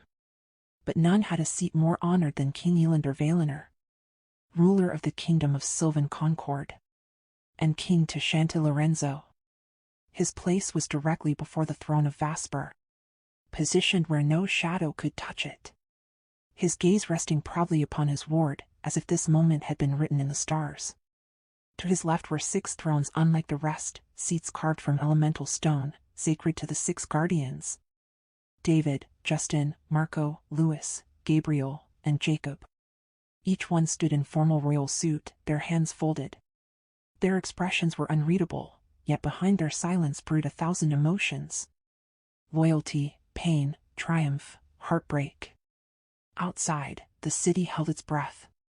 Every major building had transformed, its towering crystal surfaces shifting into giant monitors that displayed the wedding ceremony in sweeping, cinematic clarity. In the plazas, in the markets, on the floating bridges that weaved between towers, crowds gathered. Children sat on rooftops. Elders held hands. Families watched with eyes wide in wonder. From above, dragons soared in synchronized formation, leaving trails of silver and sapphire smoke across the sky, spelling out runes of blessing. It was a wedding unlike any ever witnessed. Extravagant, powerful, magical, ethereal, unforgettable. And in the midst of it all, the music changed. A bell tolled, low and thunderous. Then a second. And with it, the hallway lit in gold. It was time. Shanti Lorenzo, bride of the realm, would soon walk the path toward the dragon throne. And Vasper Mondragon would rise to meet her, eyes alight with a love that defied kings and bloodlines alike. The palace held its breath. All eyes turned to the far end of the grand crystalline hallway, as the heavy silence cracked open with the slow rise of the royal orchestra. The music was delicate at first, a soft whisper of violins and harp strings, like stardust falling through moonlight. And then she appeared, Shanti Lorenzo, bathed in an ethereal light that kissed her golden hair, so luminous it glowed like strands of sunlight spun by the gods themselves. Each soft wave curled down her back like silk, the tips shimmering faintly with golden dust. Her golden eyes held the sun's warmth and the moon's secret. Eyes that captured and disarmed, eyes that silenced time. The gown, crafted from threads of starlight and dragon lace. The Harian design was chosen generations ago for the destined queen of Volantis Noctum. It clung like it was made for her alone, caressing every inch of her hourglass silhouette. The neckline, bold yet regal, framed her delicate collarbones and the soft rise of her chest. Gilded embroidery traced the edges, forming sigils and seals known only to the royal bloodline. Her waist, so perfectly cinched, seemed sculpted by divine hands, and the skirt flared with grace, not weight, trailing behind her in a train of pure enchantment. her veil, gods, her veil. It stretched endlessly behind her, a river of mist and stardust, glimmering with runes that whispered to the air itself. The ends floated just above the ground, as if unwilling to truly touch the earth. With every step, it shimmered, a dance of constellations that only the inner world could birth. She walked alone. For in the inner world, a queen marches forward by her own power. All eyes were fixed on her. She moved like a vision through the crystalline aisle, and no one could look away. The guests, noble blood and ancient names, warriors, mages, emissaries from distant thrones, sat in breathless stillness, their eyes wide, filled with unspoken admiration. Each step she took seemed to slow time, and yet it was never enough. They wanted to keep looking. Her beauty was impossible, ethereal, beyond even what they'd heard whispered in taverns or carved into court songs.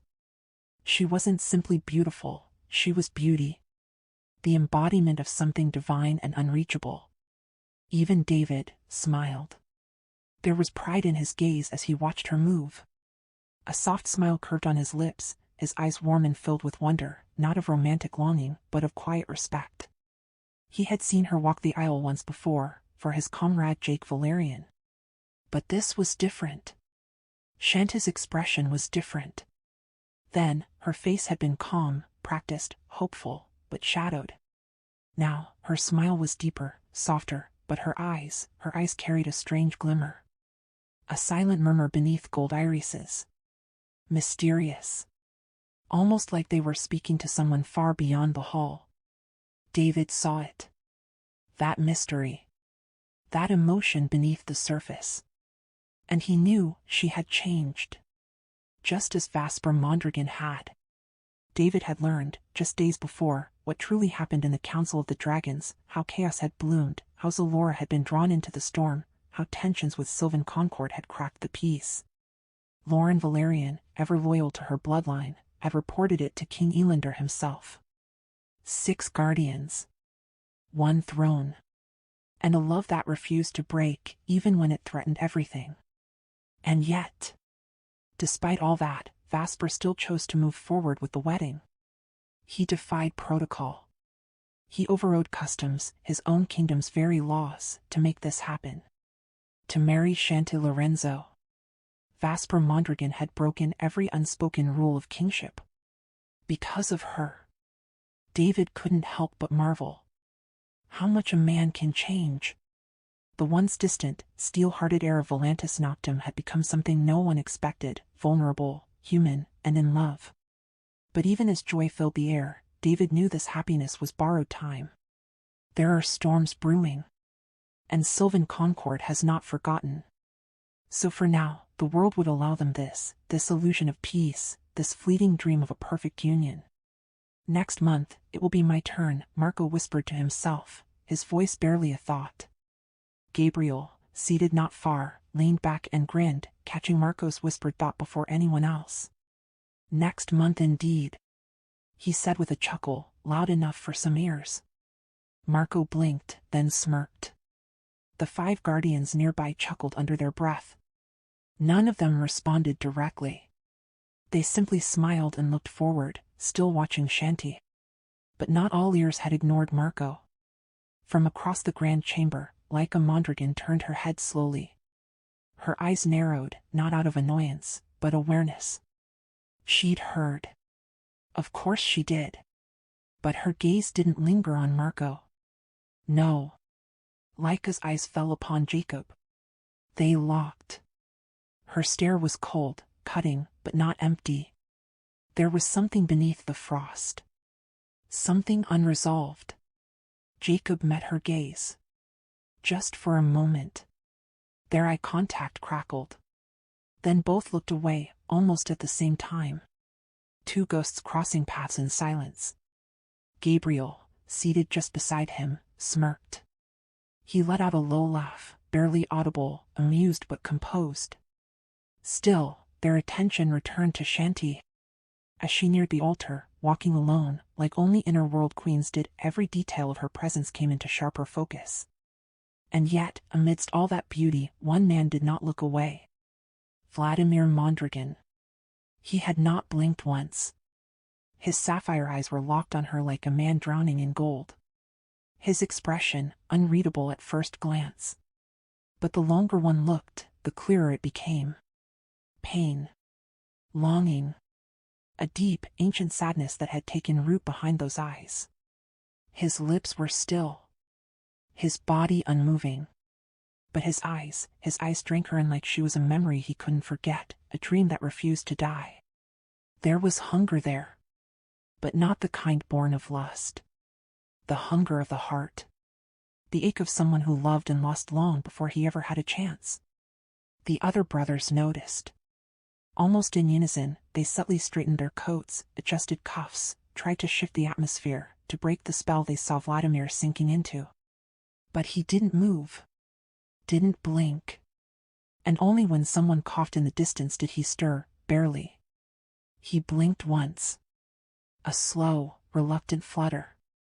And still, he looked. At Shanti Lorenzo. The woman he once dreamed of. The woman now lost to him. Forever. And at the end of that crystal path was Vasper. He stood waiting, the king-to-be, cloaked in deep midnight armor laced with gold and obsidian threads. His long hair was swept back in soft waves, cascading over broad, armored shoulders. His piercing blue eyes locked onto her like he'd forgotten the world was watching. Time stopped. His breath caught. Everyone saw it. A slight, involuntary intake of air. She stole it from him. His pulse thundered in his ears. Her beauty wrecked him. His lips parted in awe, and his fingers subtly curled into fists, trying to ground himself. But there was no ground. Only her. And Shanti, goddess, queen, beloved, saw his stunned expression and softly blushed. Her lashes lowered, her lips curving into the faintest smile, delicate and wicked all at once. Gasps fluttered across the hall. Even Queen Serafina of Orozco was caught whispering. By the stars. The guests were awestruck. Silenced by the sheer magnetism between the two. And then came the crown. As Shanti reached the dais, Vasper Mondragon stood, regal and devastatingly handsome. But even the majesty of his kinghood paled beside the radiance reflected in his eyes the moment Shanti reached him. He stepped forward. Not like a king, but like a man meeting the other half of his soul. And gently, reverently, he received her. Their eyes met, and the world fell away. Time slowed. Sound faded into velvet silence. For a fleeting moment, they seemed suspended in a world made only for them, no kingdom, no politics, no guests, no consequences. Only them. Two hearts, finally made one. A soft, barely audible whisper escaped Vasper's lips. Meant only for her, but heard by those who carried ancient magic in their blood. My love, you're so beautiful. The words clung to the air like stardust. Shanta's lips parted ever so slightly, her breath catching. Her golden eyes shimmered with emotion, warm and fragile like sunrise behind mist. She didn't respond. Not with words. But the smile that curved her lips spoke volumes. It was the kind of smile only he could draw out of her. Two royal assistants in silver-blue livery approached silently, adjusting the long, magnificent train of Shanta's gown, which glowed like moonlight cast over the sea, its fabric enchanted, its embroidery ancient. Fit only for a queen of Volantis Noctum. The delicate shimmer of stardust swirled at the hem, as though the dress itself had drawn in a piece of the night sky. As they stepped back, Vasper reached for her hand. And kissed it. Softly. Deliberately. The kind of kiss that sent quiet shivers down her spine. Shanti held her breath for half a second, her pulse fluttering like wings. Her fingers were cold. Her nerves betraying the calm grace she wore on the outside. But Vasper, ever attuned to her, felt it. He didn't look away. He simply squeezed her hand gently, his warmth silently telling her, "You are safe. With me, you always will be." She steadied. And smiled again. But this time, it was different. There was a flush in her cheeks, a shimmer in her eyes. an awakening joy and awe she couldn't contain. If there was a face that bore the very shape of pure happiness that day, it was Vasper Mondragon's. This was the man who had bled, fought, and defied fate for her. The man who once swore never to love, and then tore down every wall in himself to prove her worthy of the title queen. He stood proud now, but softer than anyone had ever seen him. This was not just a king accepting his bride. This was a man who had found his peace in her arms. His eyes, normally sharp and commanding, now burned only with devotion. To him, she wasn't just a queen. She was the reason he became king. And in that moment, beneath the vaulted heavens of the royal temple, before the blazing sigils of the dragon thrones, and in front of all of Volantis Noctem, he held her hand, and looked at her like no other soul in existence mattered. Two high guardians stepped forward, holding the ancient diadem of Volantis Noctem, the crown of Nightfire. Vasper bowed his head slightly as the high royal priest raised it to the air, and a ripple of energy thundered through the hall. The crown was alive with power. Black gold intertwined with crystal horns, pulsing with flame beneath its metal, the embodiment of Volantis itself. It descended upon Vasper's head like a storm tamed, sealing his fate. And then, Shanta's turn. Another crown. Softer, no less powerful. Forged for her. Delicate arcs of star-forged crystal and dawn gold, holding a central gem that pulsed with warm, golden light. As it rested atop her golden curls, she stood radiant, a celestial queen among mortals. And still, there was more. The priest turned solemn, voice echoing. It is not just a union of titles or thrones. It is fate that has brought these two. And fate shall bind them. Forevermore. He raised the ring. Not the celestial bond, but the veil of eternity. The whispers stopped. The crowd leaned forward. Even the crystal walls seemed to freeze. The ring shimmered like no other, its surface shifting with hues of cosmic blues, ancient golds, and flickering emeralds. Power whispered from it. Magic old as time. A ring hidden for centuries. A ring lost to myth. Vasper held it gently. He did not tremble, but even he looked reverent, almost humbled. He slid it onto Shanta's finger. And the room gasped. The ring vanished for a moment, then bloomed again in full glory, fitting itself perfectly. Light pulsed outward like a heartbeat of the realm. Somewhere in the palace, a child cried. Somewhere in the sky, thunder whispered. Legends had returned. And then, finally, the kiss. It was not rushed. Vasper stepped forward slowly, cupping her cheek. Shanta tilted her head, eyes searching his, trembling. She whispered his name once, voice no louder than a breath. Vasper. He bent his head. And their lips met. Soft. Eternal. Like the world paused to watch. The hall erupted, not in noise, but in trembling awe. And then, way too long, someone whispered loudly in the back. Laughter exploded. Even Shanti giggled against his lips. Vasper grinned, forehead resting against hers. The spell, broken just enough to bring joy. Then came the final proclamation. I now present. By the stars above and blood below. King Vasper Mondragon. And Queen Shanti of Volantis Noctem. Crystals hulled with light. And in the midst of thunderous applause, there stood two men. Watching silently. Vladimir. Expression unreadable. His hands clasped behind his back. His face calm. But his eyes betrayed it. A shattered hope. A dream buried deep. He looked at Shanta like one would look at the stars, knowing they were beautiful but forever out of reach. And Jacob. Stone-faced. Motionless. His heart was screaming, but his training held. He didn't flinch. But he didn't blink either. He swallowed, once. Quietly. The only sign of defeat. And still, they clapped. They smiled. And no one would ever know. The golden bells tolled softly in the distance, signaling the passage from the royal wedding ceremony into the next great tradition of Volantis Noctem. The Feast of Union. The moment the newly crowned king and queen stepped out of the ceremonial hall and into the grand dining hall of the Dragonblood Palace, the air shifted. Magic shimmered faintly through the crystalline pillars, pulsing with ancient enchantments only awakened for the most sacred unions. The carved obsidian doors swung wide, revealing a sight few outside the nobility would ever witness in their lifetimes. The Grand Dining Hall. A vaulted cathedral of midnight stone and silver-leaf glass. Was dressed in opulence fit for the richest kingdom of the inner world. From end to end, a massive banquet table stretched like a river of gold between towering candelabras shaped like coiling dragons, their eyes glowing faintly as if watching the guests. Silver vines wound around black pillars, trailing blossoms that sparkled like stardust, enchanted to bloom only under moonlight.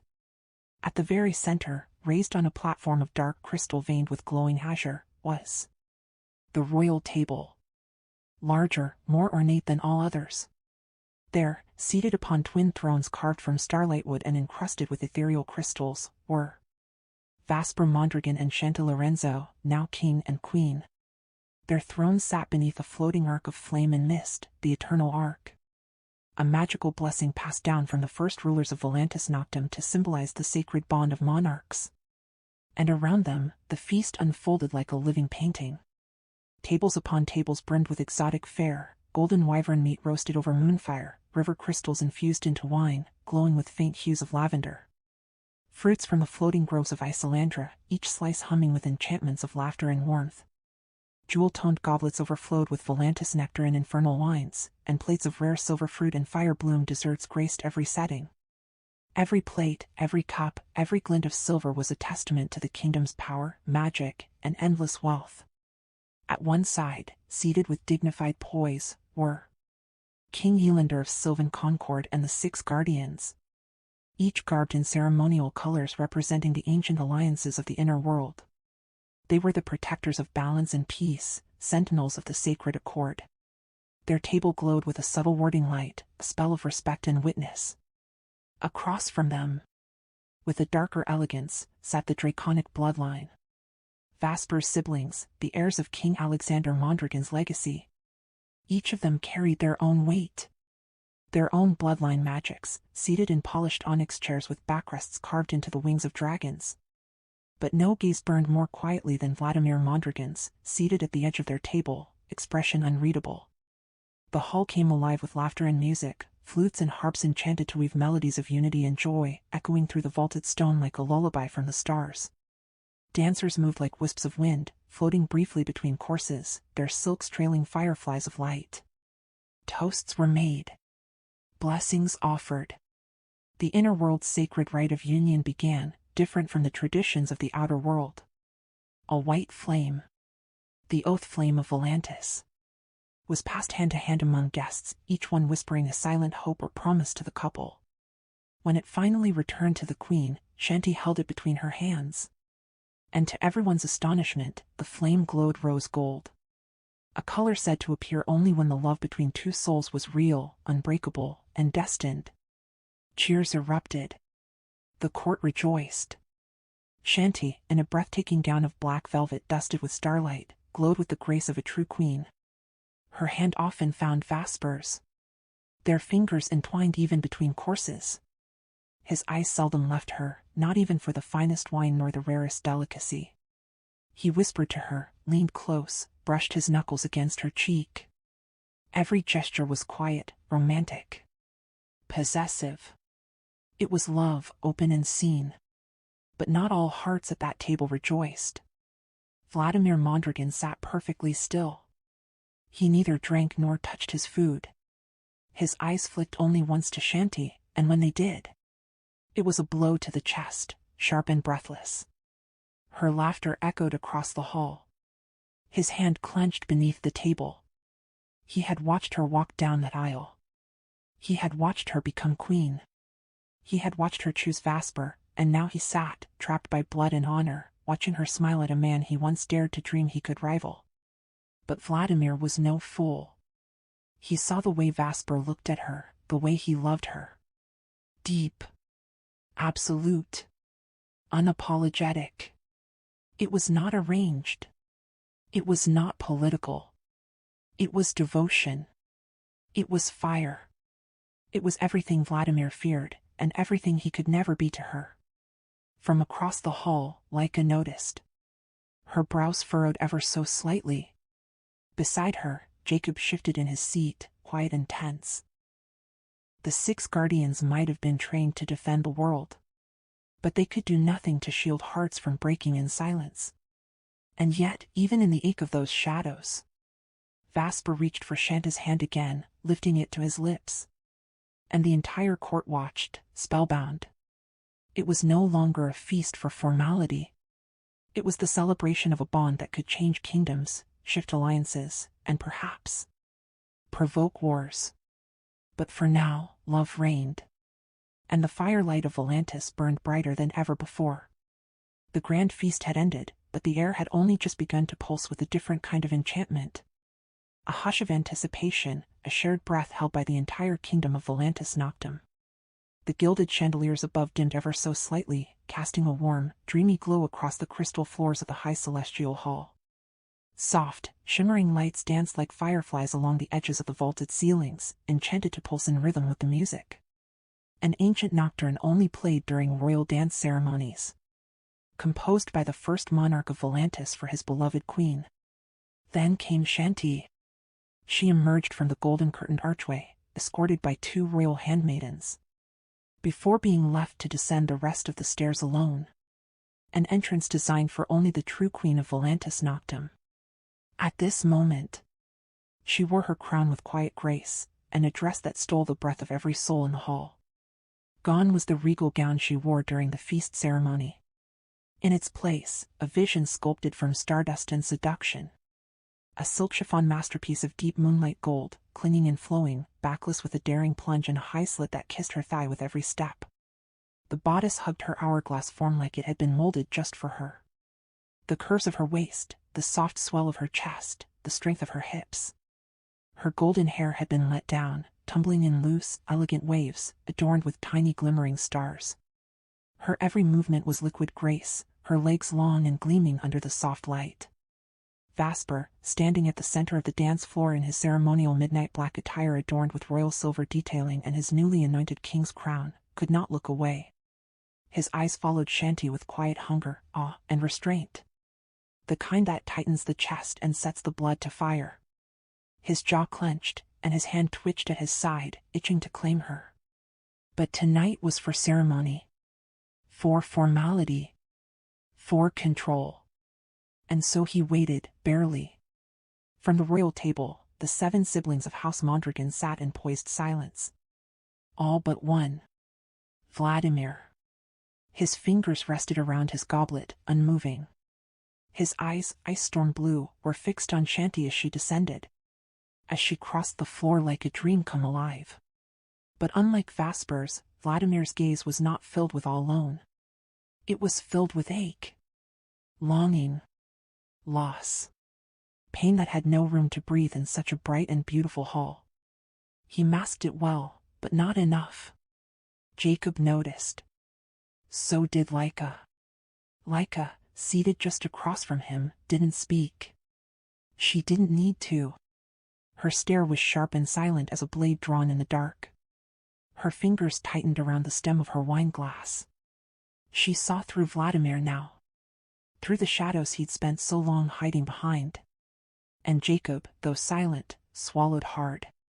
Because he too was not untouched. But none of that mattered the moment Vasper extended his hand. Shanti placed hers in it. Their bodies met in the center of the glowing floor, and as the first notes of the royal waltz echoed across, the room blurred at the edges. For them, it may as well have disappeared. Vasper guided her slowly, one hand on her waist, the other around her fingers. Holding her close but not yet close enough. "You'll be the death of me, my queen," he murmured into her ear, his voice low, intimate. Shanti smiled, her golden eyes locked onto his. "Then I shall make your death the most beautiful one in all the worlds." And they danced. Not with formality, not with distance, but with passion. Possession. Love. Vasper's hand trailed ever so slightly along the curve of her bare back, pulling her closer with each turn. Shanti laughed softly as he dipped her, then gasped when he spun her back into his chest, where their lips hovered inches apart. The entire hall was spellbound. They moved like they had danced together in every lifetime, like their bodies knew each other by memory, by soul. And then, in the center of that enchanted floor, he kissed her. It wasn't a chaste kiss. It wasn't soft. It was acclaiming. It was his heart, his soul, his kingdom surrendered to her lips. And when Shanti responded, when her arms curled around his neck and her fingers threaded through his dark hair, it was like watching two stars collide and be reborn. A collective hush swept the room. The guests leaned forward, breathless, enchanted. Even hardened warriors smiled. Even the court's most bitter cynics looked away in awe, knowing they had witnessed something rare. Love, not arranged. Love, not forced. A king and queen bound by something deeper than crown and duty. But Vladimir, he couldn't breathe. He rose. Slowly, quietly, his knuckles white on the edge of the table. And then he turned, walking out of the hall with heavy, hollow steps. The guardians saw. Laika saw. Shanti did not yet. But Vasper did. And for a fleeting second, he held Shanti tighter, as if to shield her even from the memories of the man who had once dreamed of standing in his place. The music played on, and the hall glowed brighter still, but somewhere in the shadows, the ache of unspoken love walked alone. And still, Vasper kissed Shanti again. This time, slower. Sweeter. Because tonight, she was his forever. And no shadow, no kingdom, no forgotten heart could take that from him. Vasper and Shanti were now aboard a magnificent yacht. One far grander than the one he had once gifted her, before fate drove them apart. The moon was shining brilliantly. A full moon reigned over the sea, immense and silver, casting its glow upon the royal yacht that sliced through the stillness like a dream. The sea was unnaturally calm, its surface smooth like oil, and the wind howled with a powerful, chilling rush. In the near distance, only a solitary island could be seen. Their private island paradise, serene. They were tangled together on the large bed located at the highest part of the yacht, surrounded by opulence and secrecy. Beneath the thick, luxurious comforter, their moans and groans mingled with the rushing wind. Yet the heat of their bodies refused to fade despite the cold air swirling outside. Vasper's face was nestled between Shanti's thighs, his expression both focused and ravenous. His face buried in the place that made her tremble. His tongue and lips moving with exquisite mastery, worshipping her with every flick and kiss. Coaxing gasps and cries from her that rose and mingled with the rush of wind and the soft creak of wood. Shanti's back arched instinctively, her body rising from the bed as if trying to escape the overwhelming pleasure. Her voice trembled as she cried out his name, over and over again, like a sacred mantra breaking into the night. Her hands, once searching, now clutched at his hair. Her fingers clutching desperately, pulling, surrendering to the rhythm he set, while her hips ground against his face, chasing the blinding sensation that threatened to consume her. Vasper. She breathed again and again, his name, a chant, a plea, a prayer. Her back arched. Her skin flushed. She was unraveling, losing herself in the tidal wave of sensation. Her moans grew more desperate, more melodic, until her whole body was trembling. She was gasping now, her breath shallow and quick, as though she were drowning in the overwhelming ecstasy. The intensity was too much, too close, and that only ignited Vasper more. One of his hands crept upward, finding her breast and gently cupping it, as if encouraging her to surrender completely. Don't hold back. Give it all to me. His other hand joined the rhythm of his tongue and lips, and it made Shanti's whole body tremble. Her hand slid from his hair to meet the one gripping her breast, pressing it deeper against her. while the other clutched the sheets as though her body might float away if she didn't hold on. The pace quickened. She was so close. She came undone in waves, her voice catching in a cry that seemed to silence the sea. And Vasper knew it. As he continued, he looked up at her. Her body was writhing, her head thrown back, mouth open in a silent scream. Lost in the storm of sensation. That image, her face twisted in pleasure, her body quivering and vulnerable, only drove him deeper into his hunger. He burned for her. Until finally, Shanti shattered. She reached her climax with a deep, drawn-out moan that echoed like a symphony in the quiet vastness of the sea. Her entire body arched. Her thighs quivered against his face. Her breath staggered and shallow. But Vasper didn't let go. And he didn't waste a single drop of what poured from her. He savored it all, tasting her until there was nothing left to take. Savoring her as if she were sacred nectar, his tongue worshipping every lingering trace of her. Shanti lay trembling, her eyes still closed, chest rising and falling with heavy breaths. Her thighs were still open, shaking, parted around Vasper's face, as if offering herself fully, like an offering made only for a king. After licking her clean, then he finally rose to his knees, a satisfied smile playing on his lips.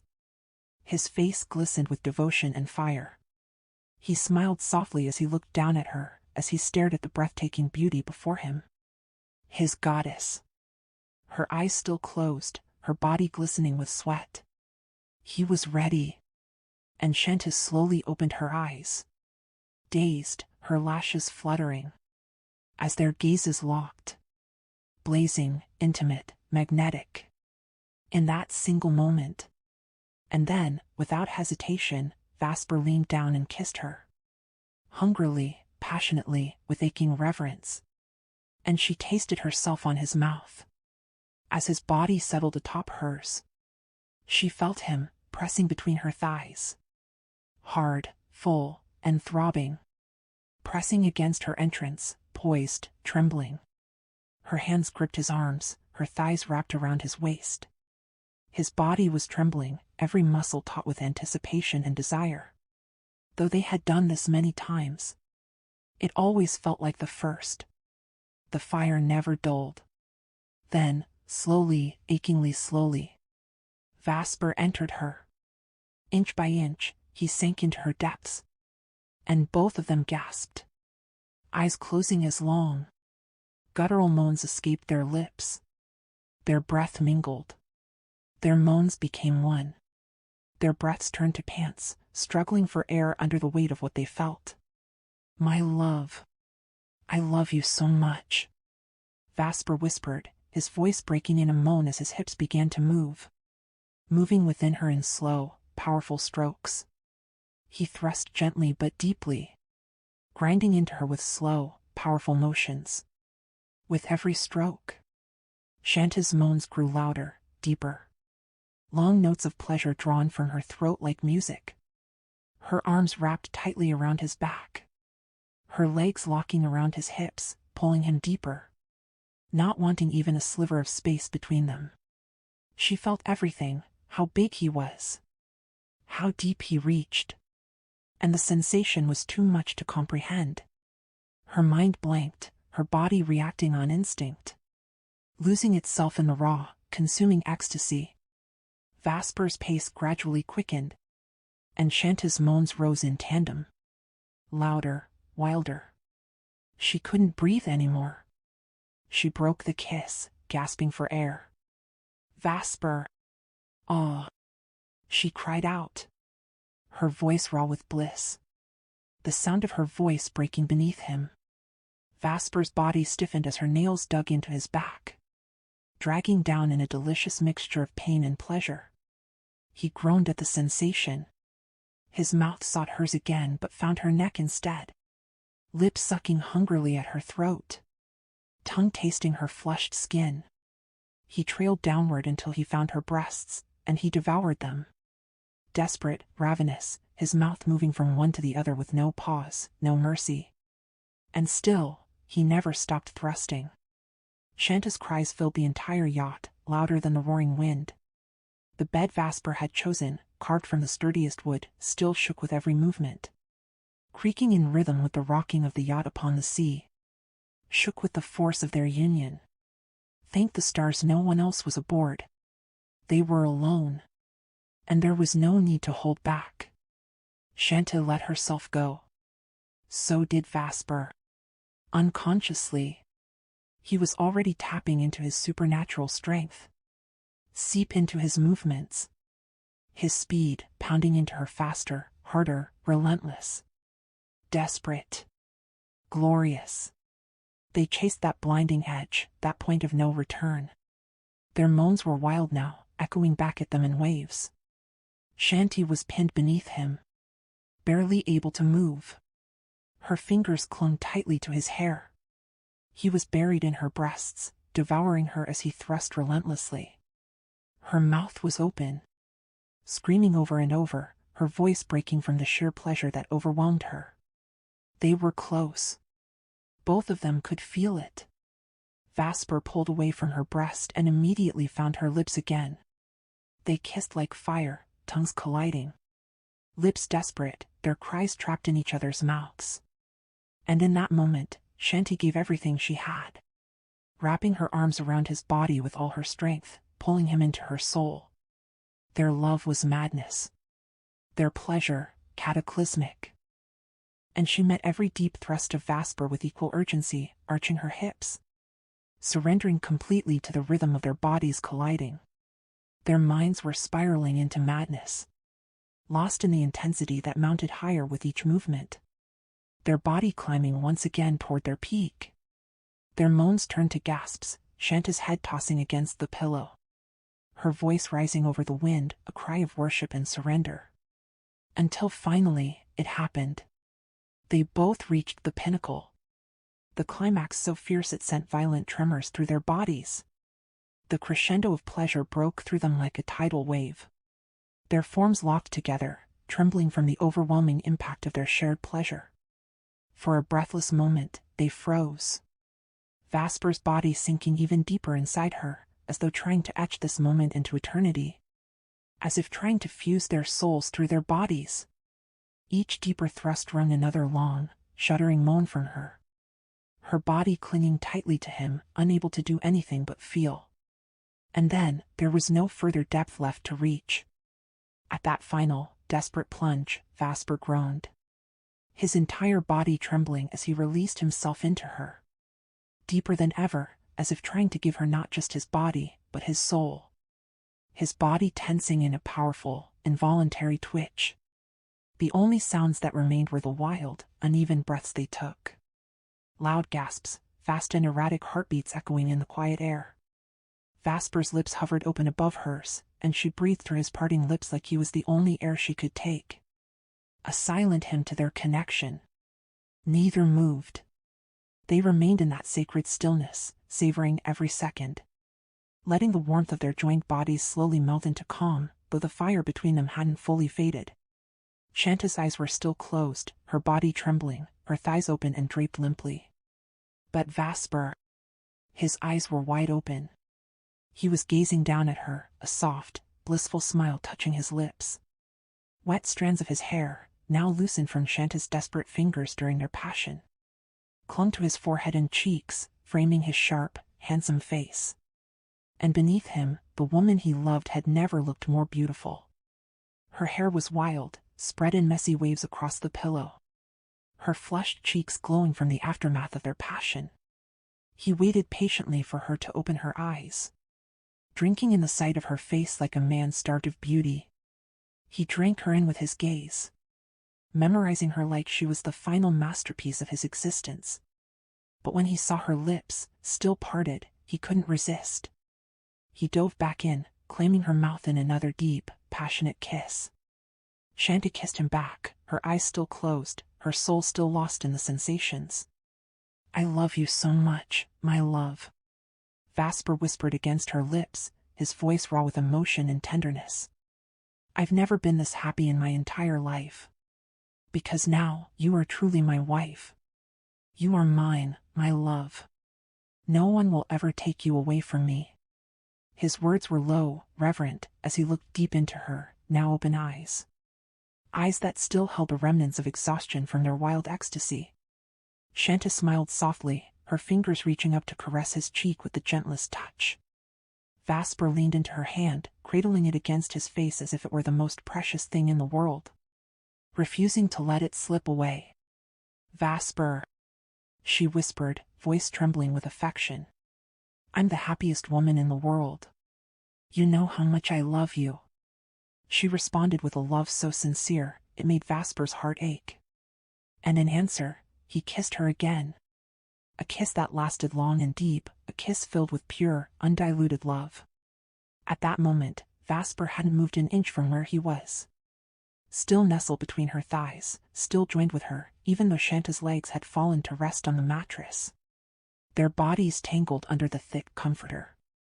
I love you, Mrs. Mondragon, he whispered again, his voice trembling with awe. Shanti responded only with a soft, glowing smile. She gently swept the damp hair off Vasper's forehead and cheek, her fingers tender and playful. Don't you plan on moving from there?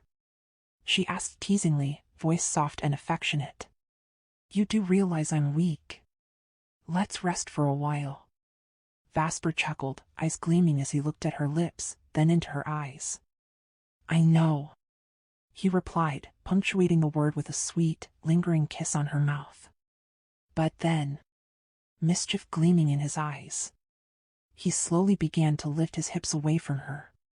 And just when he was about to withdraw completely, he pushed back in. Deep, slow, and deliberate. A loud laugh escaped from both of them, followed by her playful smack on Vasper's hip. She burst into more laughter when he suddenly bit her neck, making her squeal and squirm from the ticklish sensation. She let out cries of delight, but then Vasper trailed a series of playful, smacking kisses from her neck to her chin, until his lips reached her breasts.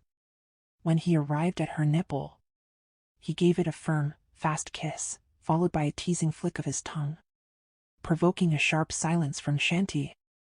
Her loud laughter disappeared in an instant. It took Vasper a couple of seconds to notice her silence.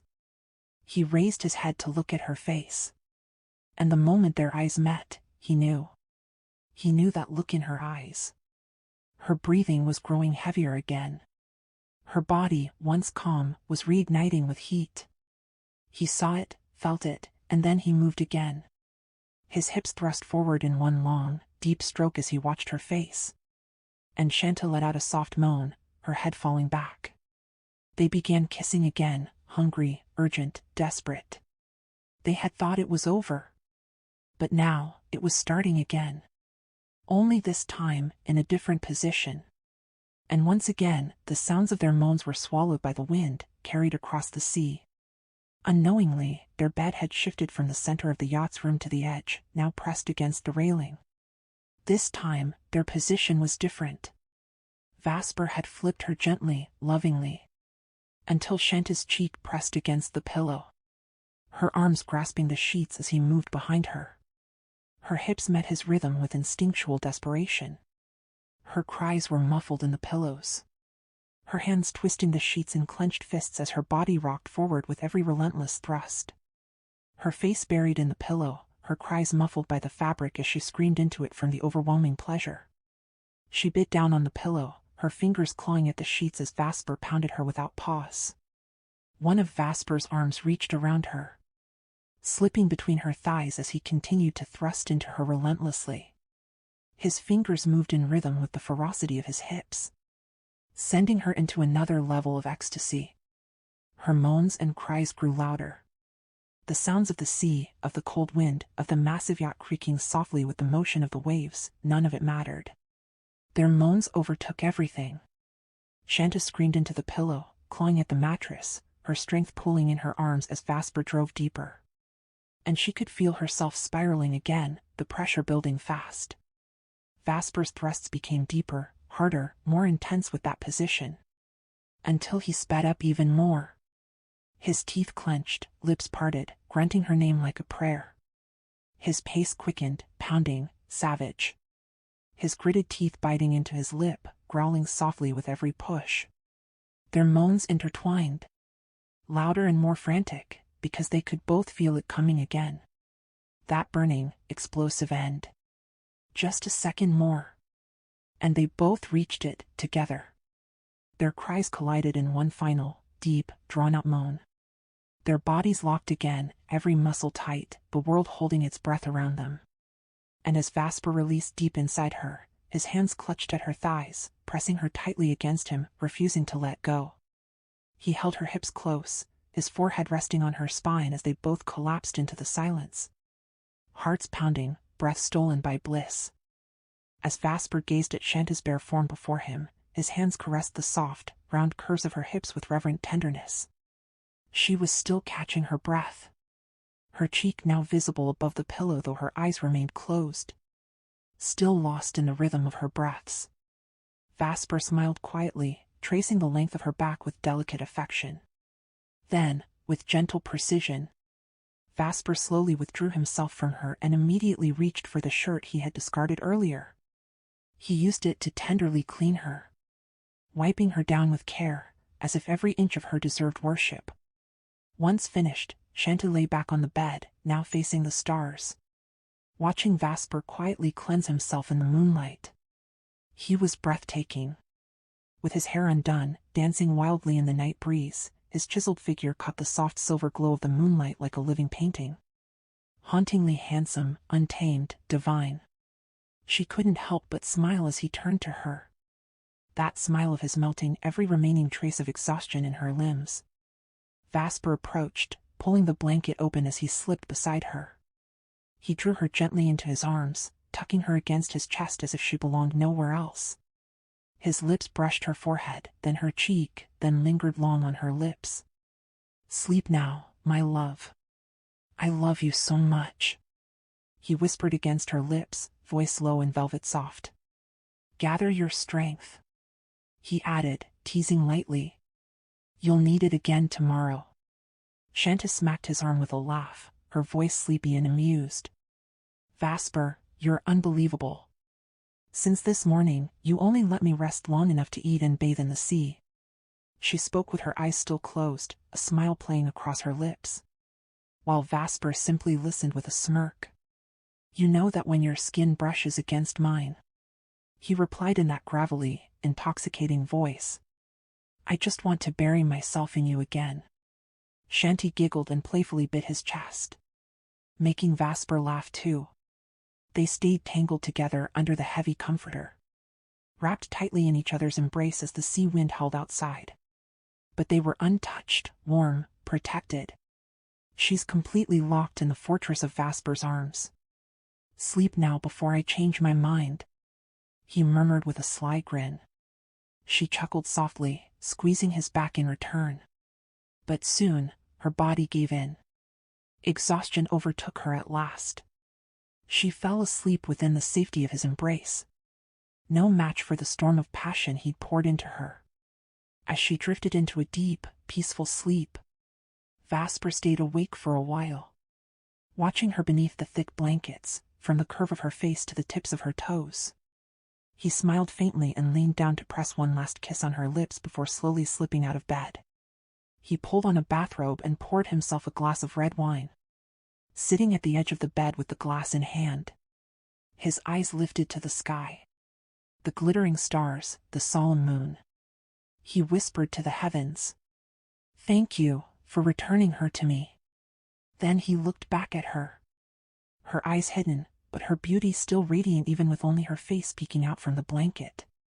The wind gently tousled her hair, and Vasper moved closer, placing a pillow by her head and gently tucking the strands away from her face.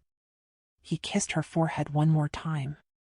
Returning to his seat with wine in hand, he stared into the distance, thoughts spiraling through his mind. How could he break free from his duty in Volantis Noctem without endangering the realm? King Elander Valinor of Sylvan Concord was still plotting conquest. Vasper knew he had to act soon. But how could he convince Laika, his sister, his trusted warrior, to take over the crown? Laika had begun to fall in love with the freedom of the outer world. Would she even agree to shoulder his burden? while he and Shanti floated in freedom, in bliss. Laika had been forced to stay behind in the palace. There was no one else he could trust. He took a slow sip of wine, his gaze falling back to Shanti, and smiled, shaking his head slightly. Who would have thought that his entire life would be turned upside down because of one woman? One woman he had no power to resist. His love for her ran deeper than any sea. And now, at last, she was his wife. After everything they had endured. Shanti stirred, roused gently by the soft lilt of music drifting through the air. As her eyes fluttered open, a smile curved her lips at once. The melody was beautiful, almost like a lullaby sent by the sea. Then came the scent. A mouth-watering aroma that wafted through the air and awakened the hunger coiled inside her belly. Her smile widened as she looked around. Sunlight already high above. She chuckled softly, giddy with memory. Clearly, she had slept far longer than she intended to. Her heart fluttered with a bashful thrill at the thought of everything that happened between her and Vasper the night before. She slowly sat up, reaching for her bathrobe hanging on the headboard. As she slid it on and rose from the bed, she paused. The bed. It was no longer in the center of the room. It had shifted. Now perched near the railings of the yacht. Her brows lifted in surprise. Were they really that wild last night? Chuckling again, she tied her robe around her waist and wandered toward the edge of the deck, her gaze sweeping over the breathtaking scene before her. Their island stood in full view. A stretch of immaculate white sand embraced by waters of crystal blue and shimmering emerald. The sight alone was enough to steal a breath. She knew Vasper must be in the kitchen now. The scent rising from below was too tempting not to investigate. With a light skip in her step, she made her way to the bathroom for a quick shower. Moments later, she emerged fresh and glowing, clad in a floral halter bikini, over which she wore a sheer knitted black dress. The bikini peeked through the fabric in delicate patterns. Her hair was still damp, strands clinging lightly to her shoulders. She had skipped the blower. She wanted to feel the sea breeze in her hair. Descending the stairs to the lower deck, where the kitchen was, she was greeted by a sight that stopped her heart for a beat. Vasper. He turned toward her with a smile that was pure sunshine. His eyes swept over her, slowly, appreciatively, clearly drinking in every detail of her figure with a reverence that made her stomach flutter. Vasper wore only swim trunks. No shirt, no shoes. Just sun-kissed skin, broad shoulders, defined abs, and those powerful arms and legs. His hair was tied in a loose half-man bun, a few strands falling messily across his handsome face. The light kissed his cheekbones, warming his skin, highlighting the slight flush on his cheeks and the sun mark along his shoulder. "Good morning, my queen," he said in a deep, smooth voice that sent a shiver down her spine. Perfect timing. I've just finished cooking. Just need coffee. She couldn't help but smile. He looked devastatingly handsome. Before she could respond, Vasper strode toward her, eyes twinkling, and swept her into his arms like she weighed nothing. Still holding her, he walked her over to the dining table, already set for a romantic breakfast. He gently placed her down, pulling out her chair for her like the gentleman he was. Shanti blushed, settling into the seat, her eyes widening at the spread laid before her. The table was full. Seafood, vibrant vegetables, tropical fruits, and steak still sizzling in its baking tray, topped with lemons, potatoes, herbs, and spices. A bucket of chilled champagne stood by, glistening with ice. Everything was arranged beautifully, as if for a private lover's date. As she stared, half stunned, Vasper turned to the coffee machine beside the fridge, his gaze never leaving her. "Did you like what I made for you this morning?" he asked, eyes soft but intense. Shanti's smile bloomed wide. "More than I can say." Vasper's grin widened, a flicker of pride dancing in his eyes. She laughed lightly, suddenly shy. "You should have woken me. I would have helped you cook." carrying 2 mugs of freshly brewed coffee. Vasper returned to her side and placed one gently before her. "No," he said with a lazy smirk. "You were sleeping too sweetly to disturb. You need strength. Because once we finish eating, I plan to devour you next." Shanta's eyes widened as her face flushed crimson. She smacked his arm in embarrassment, but her laughter betrayed her delight. Vasper laughed loudly in return, pulling her into his arms for a kiss. This time, their lips met and lingered, unhurried, lost in one another. "I love you so much, my love," Vasper murmured against her lips. A soft moan escaped Shanta's throat. She couldn't even reply, not when his tongue began to search for hers. Not when his hand found her breast and squeezed, drawing her closer. He tugged her chair nearer to his, their bodies pressed together. The kiss turning deeper, more desperate, more demanding. Until they nearly forgot the food between them. Shanti gently pushed against his chest. Breathless. Her fingers pressing into the firm muscles of his torso. Their lips parted, but Vasper's gaze was intoxicated, burning with need. "Vasper, let's eat. The food's getting cold," she said between shy giggles, trying to avoid his eyes. But how could she, when his gaze held her like a spell? Vasper finally grinned and looked at the table, then at her again. He picked up a fork and knife, slicing into the steak. Placing a piece carefully on Shanta's plate. She smiled and scooped rice onto his. And then they noticed it. Neither of them was serving themselves. They were serving each other. She broke into a giggle, charmed by the moment. Vasper smiled, picked up a piece of food, and offered it to her. With a smile and no choice, she leaned forward and took the bite. Vasper watched her chew, eyes full of quiet adoration. And in that quiet little corner of the world, adrift on a yacht, with the scent of salt and sun in the air, and love tangled between every glance and touch, they began their morning. 2 hearts hopelessly wrapped in each other. "Wow. This is so delicious. You really do cook so well, Vasper." Shanti moaned softly with satisfaction. Her eyes fluttering shut for a moment as she savored the burst of flavor in her mouth. The joy on her face was unmistakable, and it lit up something primal in Vasper. He beamed, thrilled to see her enjoying the food he prepared. "Come on, eat, this is so good," Shanti urged, noticing that Vasper had stopped eating altogether. He wasn't even pretending. He was staring at her, his gaze slow, deliberate, devouring. His eyes fixed on the curve of her breasts, visible beneath the delicate, open-knit fabric of her black dress. And the way her body moved with every breath. "That's what I want for breakfast," Vasper said lowly, eyes glued to the soft valley of her cleavage. Shanti burst out laughing, cheeks flushing a sweet rose pink. "Vasper, stop it. Eat your food," she said in a flustered voice, trying not to meet his eyes. She was embarrassed, but she couldn't hide the way her smile tugged at the corners of her lips.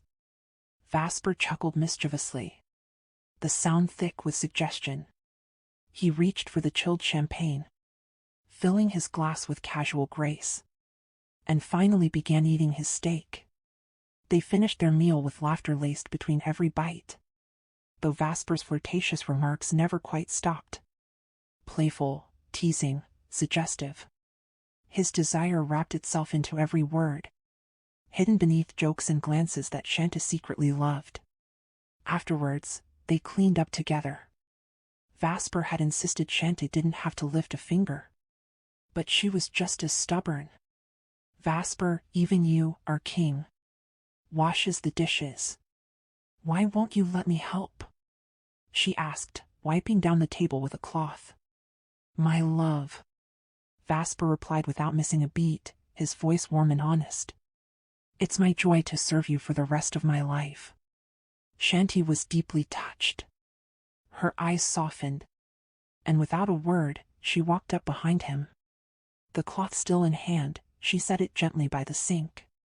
Then she slid her arms around him, pressing herself into his back, her hands smoothing over the defined ridges of his abs. Vasper grinned, wide and wicked. He could feel her watching him as he worked, his queen embracing him from behind like they were the only two souls in the world. Tighter, he murmured. Your hug's a bit loose. How am I supposed to be motivated to finish this? Shanti laughed, her voice ringing out, and immediately tightened her embrace around him. And indeed, Vasper picked up the pace, scrubbing with purpose while Shanti clung to him, watching every motion of his hands as he neared the last dish. But then, just as he placed the final plate onto the rack, Vasper took Shanti's hand in one fluid, daring motion, and slipped it inside his swimming trunks. Shanti gasped, startled, but fell silent the moment her hand closed around the hardened, throbbing length of him. Her palm wrapped tighter, her fingers already moving, slowly, teasing, in a smooth rhythm. Vasper let out a low groan, the sound echoing deep from his throat. He was rock hard, his body electric with want. And then, he turned to her. Without warning, Vasper scooped Shanti into his arms. She shrieked in surprise, then burst into breathless laughter as he carried her to the table, his chest rising and falling with heated breaths. They were both panting now, especially Vasper, who looked utterly on fire. He set her down, and in one swift move, Vasper stripped off Shanti's bikini bottom. Their mouths collided, their kisses now frantic, hungry. His hand slid between her thighs and found the aching center of her. Shanti gasped again, loud, sharp. She was already dripping wet. Vasper's lips curved into a sinful smile. I love you, my love, he whispered between kisses. He peeled off her dress, tossing it aside, then unfastened the top of her bikini, exposing the fullness of her breasts. Shanti's hands trembled as she pulled down Vasper's trunks, and before he could even react, she dropped to her knees, kneeling before him. Her lips parted, and she took him into her mouth, greedy and aching to please him. Vasper groaned, his eyes locked onto hers. He gathered her hair in one hand, gently holding it as his other trembled with the pleasure radiating through him. His mouth parted as he watched her, lips slick and flushed, devoted and beautiful. Then, Vasper lowered himself slowly, lying down on the soft carpeted floor. He reached for her, but she didn't stop. Shanti moved with him, not letting go, her mouth still worshipping him. Then, he shifted her gently, rolling her over his chest and pulling her up, guiding her so she straddled his face. Her thighs framed him now, trembling. And then, he devoured her. Vasper's arms curled around her waist, holding her down, his mouth buried between her legs. Shanti cried out, her head falling back. Her moans spilled raw from her throat. Vasper's tongue moved with expert rhythm, swirling, teasing. His hands reached up to her breasts, cupping them gently, thumbing the hard peaks as his mouth continued its assault. Shanti arched her back. Her hips began to grind into his face, driven by waves of pleasure so strong her legs started to shake. Her fingers tangled in his hair, their eyes locked, hers wide, glassy, wild with ecstasy. His gaze was dark, hungry, utterly lost in her. Vasper showed her what he was doing with his eyes, his mouth never leaving her. Shanti's mouth fell open, and her breath shuddered as she watched him ruin her. Both of them moaned, lost to each other. She was close, so close to her climax, and Vasper knew it. Sensing the way her breath faltered, the tension rising in her thighs, he quickened the movement of his tongue. Faster, firmer, merciless in his devotion. Her legs began to tremble violently, her thighs shaking uncontrollably. Her fingers clutched at Vasper's hair with desperate intensity, holding him in place as waves of pleasure threatened to consume her.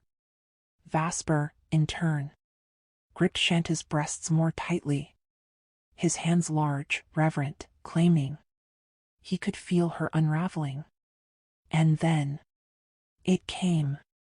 Shanti cried out, her moan deep, guttural, raw. Her body arched above him as she climaxed hard, her soul pouring into the sound that escaped her throat. Immediately, Vasper's hands braced her waist, steadying her trembling frame as her strength gave out. He didn't let her fall. He held her with care and with unrelenting devotion.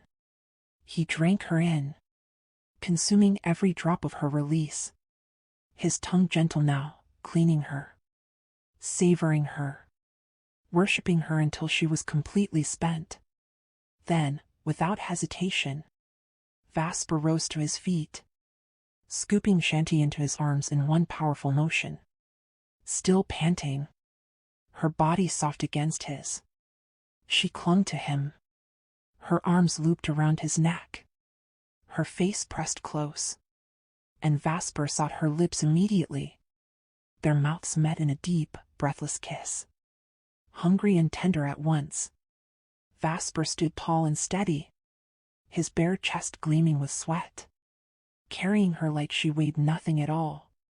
He walked them back to the table where it all began, kissing her the entire way, and then set her down gently, her legs straddling him, her thighs on either side of his waist. Now Vasper was standing in between her thighs, their mouths still locked in passionate, fervent kisses. Then his lips broke from hers and found her breasts again, hungry, aching for more.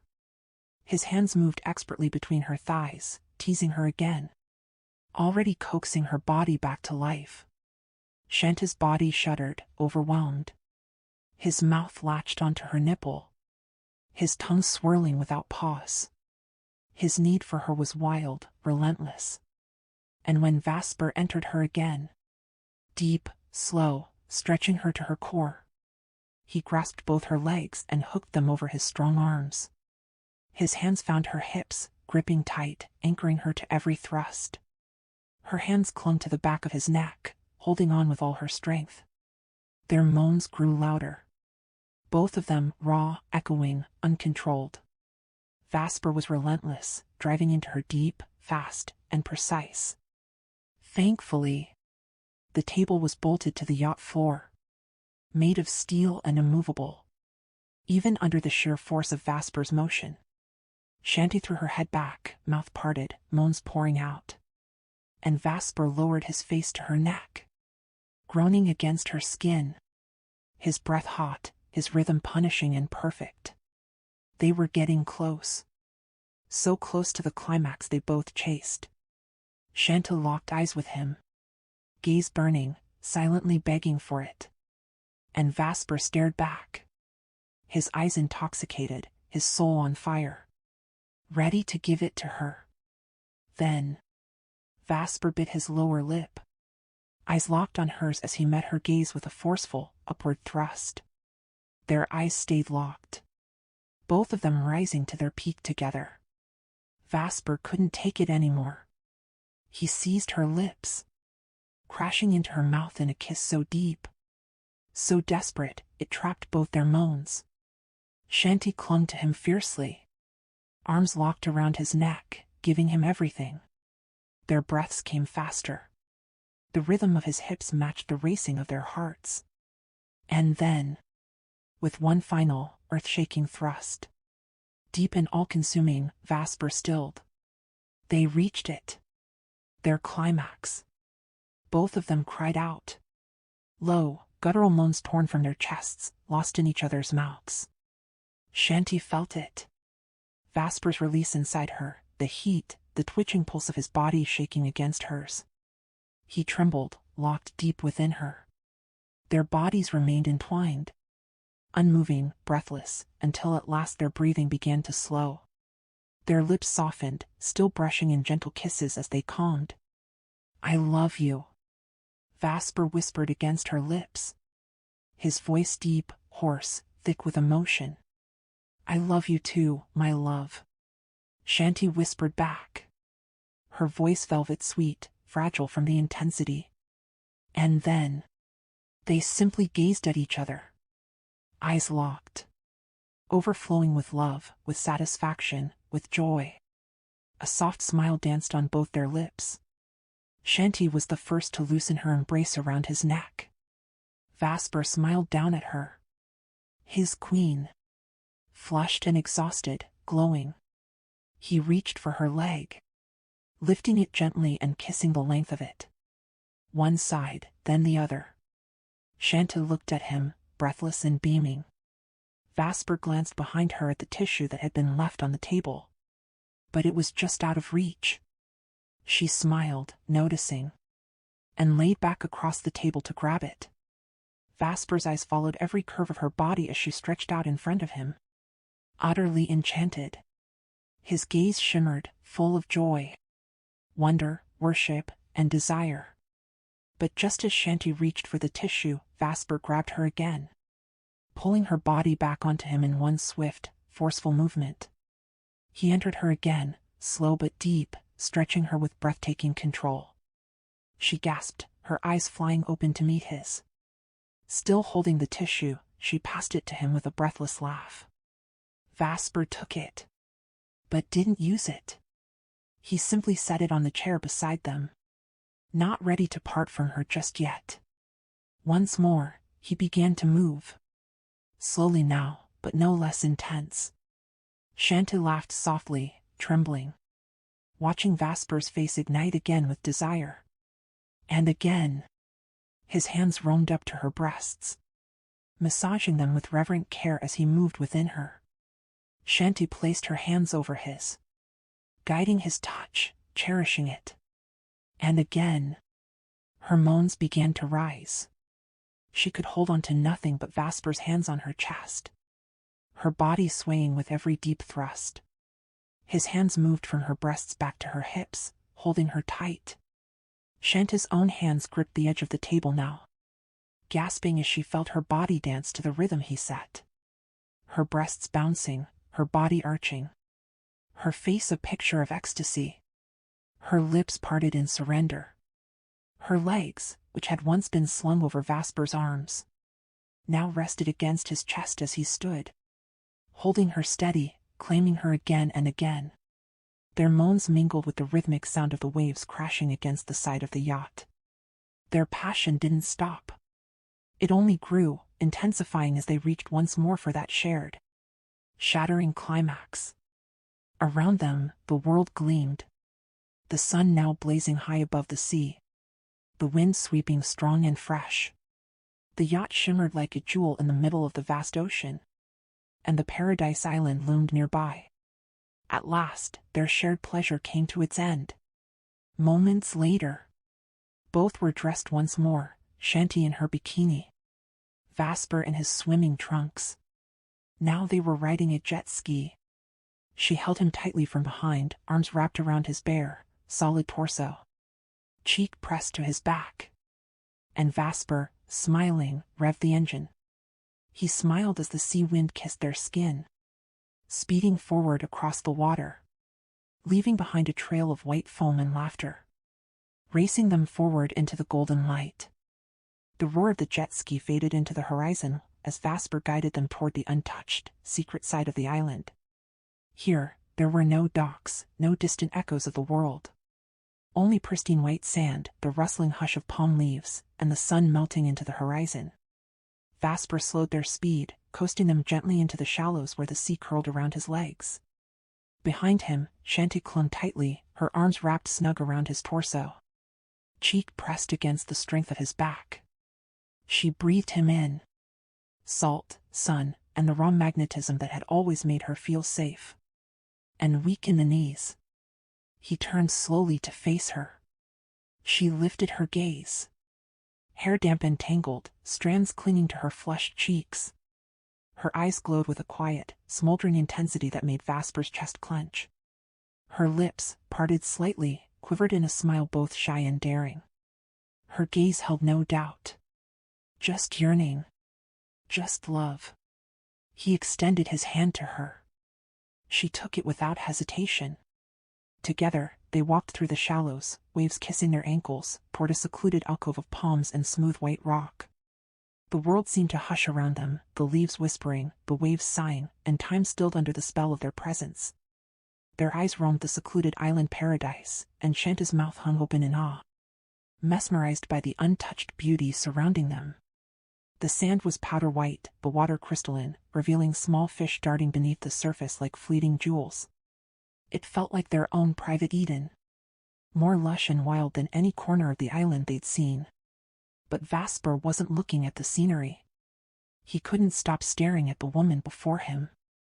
Her beauty was radiant, impossible, glowing brighter than the sea, than the sky, than anything this earth could offer. His heart swelled with uncontainable pride. She was his. Finally, his wife. After everything he'd endured. After nearly losing his life in the brutal battle to take her back from Jake Valerian, she was his, once more. He watched her in silent reverence as she took in the paradise around her. He'd always wanted to trap her in his arms and never let go. His lips burned to claim hers again, the same lips that had always whispered temptation. Her eyes now sparkled with unfiltered joy, and it hit him, this was love. Raw, powerful, and unstoppable. He would die if he ever lost her again.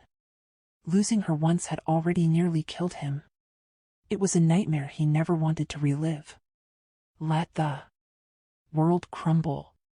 So long as Shanti remained, the woman who brought his heart to life and gave him everything. Vasper scanned the area for a place to shelter them and found it nearby. He approached her, eyes full of heat, and wrapped her in a fierce embrace, crashing his mouth onto hers in a kiss that ignited like wildfire. Shanti melted into him, arms locking around his neck as their lips clashed in a desperate, passionate collision. When they finally pulled apart, breathless and glowing, Vasper pointed toward a smooth boulder ahead. Shanti grinned, nodding. They moved toward it together, hearts hammering. Vasper leaned against the sun-warmed boulder, the stone firm at his back, and Shanti stood before him like a goddess summoned by the sea.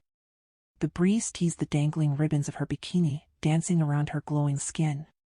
His eyes devoured her. He could never look away. Every inch of her was carved into his soul like sacred scripture. His gaze was always full of fire and awe whenever he looked at her. And Shanti knew it. She'd grown used to that look. But it never stopped sending tremors through her. No matter how often he looked at her like that, it always felt new.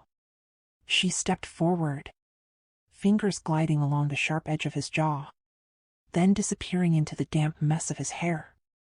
Vasper's eyes glinted, dark with hunger and adoration. She didn't kiss him yet. She just held him, their eyes locked in a soul-deep silence, bearing everything with a gaze that pierced right through him. Their breathing slowed as they stared, drinking each other in, cherishing the surreal dream they now lived. The ocean wind danced around them, and Shanti felt like she'd stepped into a fantasy. Never had she imagined that this man, this untouchable storm of a man, could be hers. That she could be the one to break through his walls and find the heart within. His past had scared her once. The women, the chaos. But she'd accepted it. All of it. Because she loved him beyond reason. He was hers now. Her husband. She smiled, brushing a strand of hair off his brow, fingertips lingering. I feel like I'm dreaming, she whispered. If I am, don't let me wake up. Her voice trembled slightly, and her gaze dropped to his lips, which her fingers now traced. Gentle, reverent. Those lips had driven her mad with pleasure, had taken her to places only he could lead her. Lips that had whispered love and stolen her breath in the same heartbeat. You're not, he murmured, voice gravelly with need. He bit her finger playfully, eyes soft but burning, his restraint already thread-thin. His hand slid up to grip her waist, firm and possessive. Heat radiated from his touch, raw and pulsing. This is the most real thing I've ever known, he added, his voice thick, guttural. Then his hand slid lower, cupping her ass in a tight squeeze that made her gasp, making her feel it wasn't a dream. This was reality, a reality more vivid than any dream. He yanked her closer, grinding her body flush against his, so tight even the air couldn't squeeze between them. Shanta's breath hitched as she felt the full, hard press of his arousal against her core. Throbbing, insistent, Vasper rolled his hips, grinding against her in slow, deliberate friction that sent a jolt through her spine. Her knees buckled slightly. He growled low in his throat, lips ghosting over her jaw. The fire between them, unrelenting, growing, ignited into something darker, deeper. This wasn't just love, and they were about to let it consume them. And then he kissed her. Slow, lingering. A kiss that tasted of sea breeze and longing and promises made in silence. His arms wrapped tightly around her waist, pulling her close until her body pressed against his. He deepened the kiss with reverence, as though he needed to remind himself. She's truly here. Their soft moans mingled with the hush of the wind, the sound like a melody only the ocean could carry. Her hands slid down his chest, tracing the hard ridges of his body, savoring the heat beneath his sun-warmed skin. She tugged gently at the waistband of his swim trunks, eyes locked with his. No fear, no hesitation, only fire. He looked at her like she was sacred. His lips parted, breathing shallow, anticipation crashing through him like a rising wave. He held his breath, aching. He let her strip him bare again, until all that remained was breath, skin, and the overwhelming pulse of feeling. Then she stepped back. With trembling fingers, she untied the strings of her bikini. Her eyes fluttered shut as the fabric slipped from her body like fallen petals. And the look on Vasper's face transformed. Not just desire, but awe. Devotion.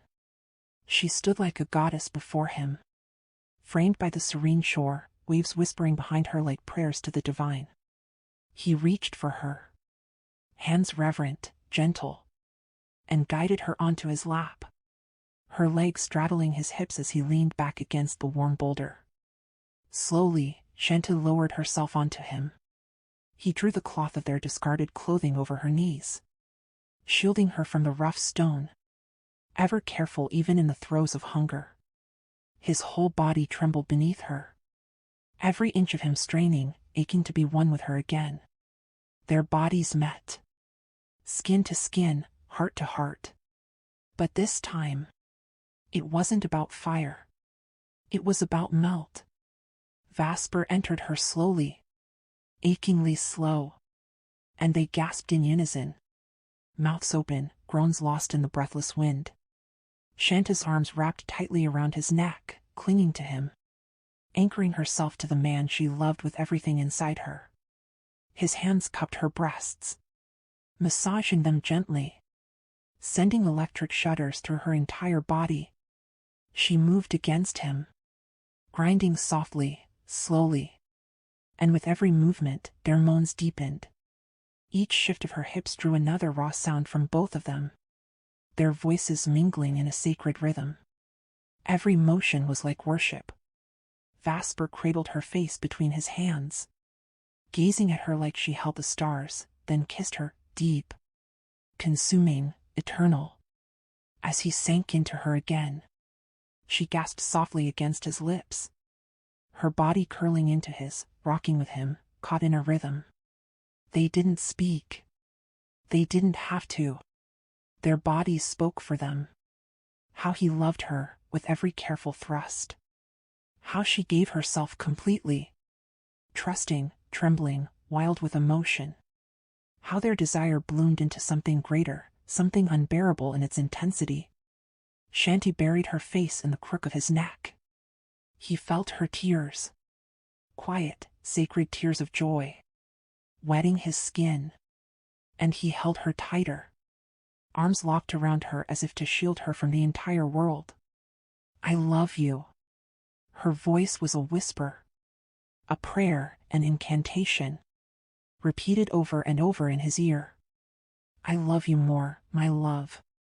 Vasper groaned back, his voice husky and trembling, hands gripping her with aching tenderness. His arms wrapped around her tighter as his mouth fell open in a deep, guttural sound. And every time she repeated the words, he answered not only with his voice, but with touch, one hand stroking the curve of her spine, the other splayed over her lower back, guiding her gently, reverently.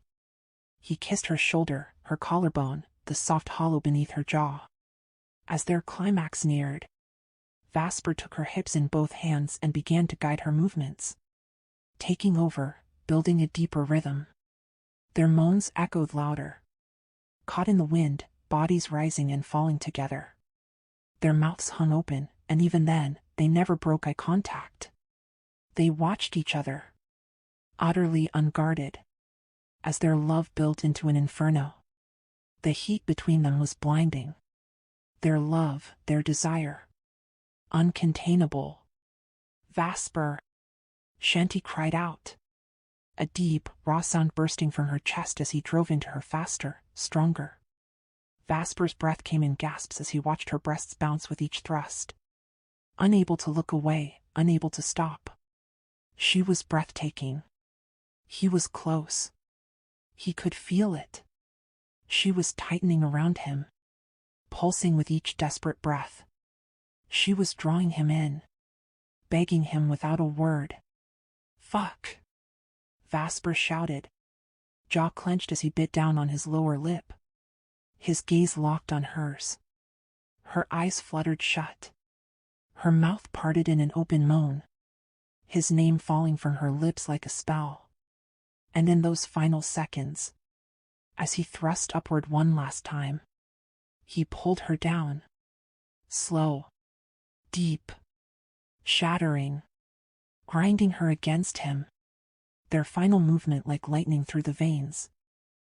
They reached their climax together this time, slow and burning, like the sunrise spilling into the sea, and the only sound from their lips was a ragged, breathless gasp. Vasper's release pulsed inside her, and Shanti felt it with every trembling heartbeat. Her body clenched around him, pressed tightly against his chest, overcome by the strength of his embrace. I love you so much, Vasper whispered into her ear, his breath warm against her skin, followed by a kiss to her hair. She could only respond with a soft moan, her body weak, her thighs and knees trembling beneath the aftermath. Vasper knew. He held her close, letting her recover in the safety of his arms, wrapping her tightly like a shield against the world. And afterward, still joined, still trembling, she rested her forehead against his, their breath rising and falling together, in quiet synchrony. He gently brushed a lock of hair from her cheek and kissed the tip of her nose. You are everything, he murmured, his voice hoarse with love. I'm only yours, my love. And you're only mine, Vasper added, his voice dropping to a reverent whisper. Her smile came slowly, drowsy and radiant. You're mine. And I'm yours, Shanti echoed softly. Vasper nodded, his eyes glimmering with something unspoken, something eternal. He cradled her even closer, as if she might disappear if he let go. In the hush of afterglow, the ocean whispered its lullaby around them. This was a paradise, a secret haven. And beneath the warmth of the island sun, wrapped in each other's arms, they fell into a tranquil silence.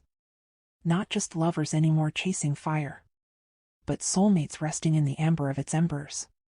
After a few long, quiet moments, when their breathing had finally steadied, Vasper gently shifted Shanta's body just enough to look into her eyes. Do you want us to keep this island? He asked softly, meeting her gaze. Make it one of our vacation spots, especially when we have children someday. The area's shallow and wide. They could run around and play freely.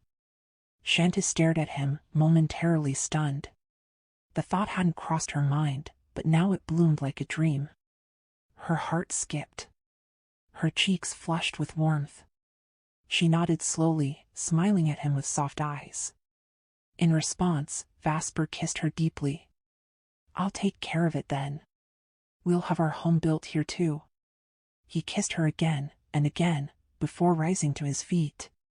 With Shantis still straddling him, Shanti giggled, arms tight around his shoulders as Vasper carried her effortlessly toward the sea.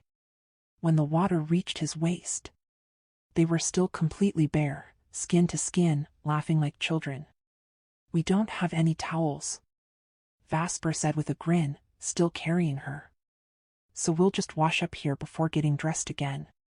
Shanti made a move to get down, but Vasper didn't let her. He only held her tighter. And before she could protest further, he was kissing her again. Gentle waves caressed their bodies, but Vasper's form stood firm and unshaken by the tide. Shanti gasped as she felt him grow hard inside her again. And then he thrust back into her in one smooth motion.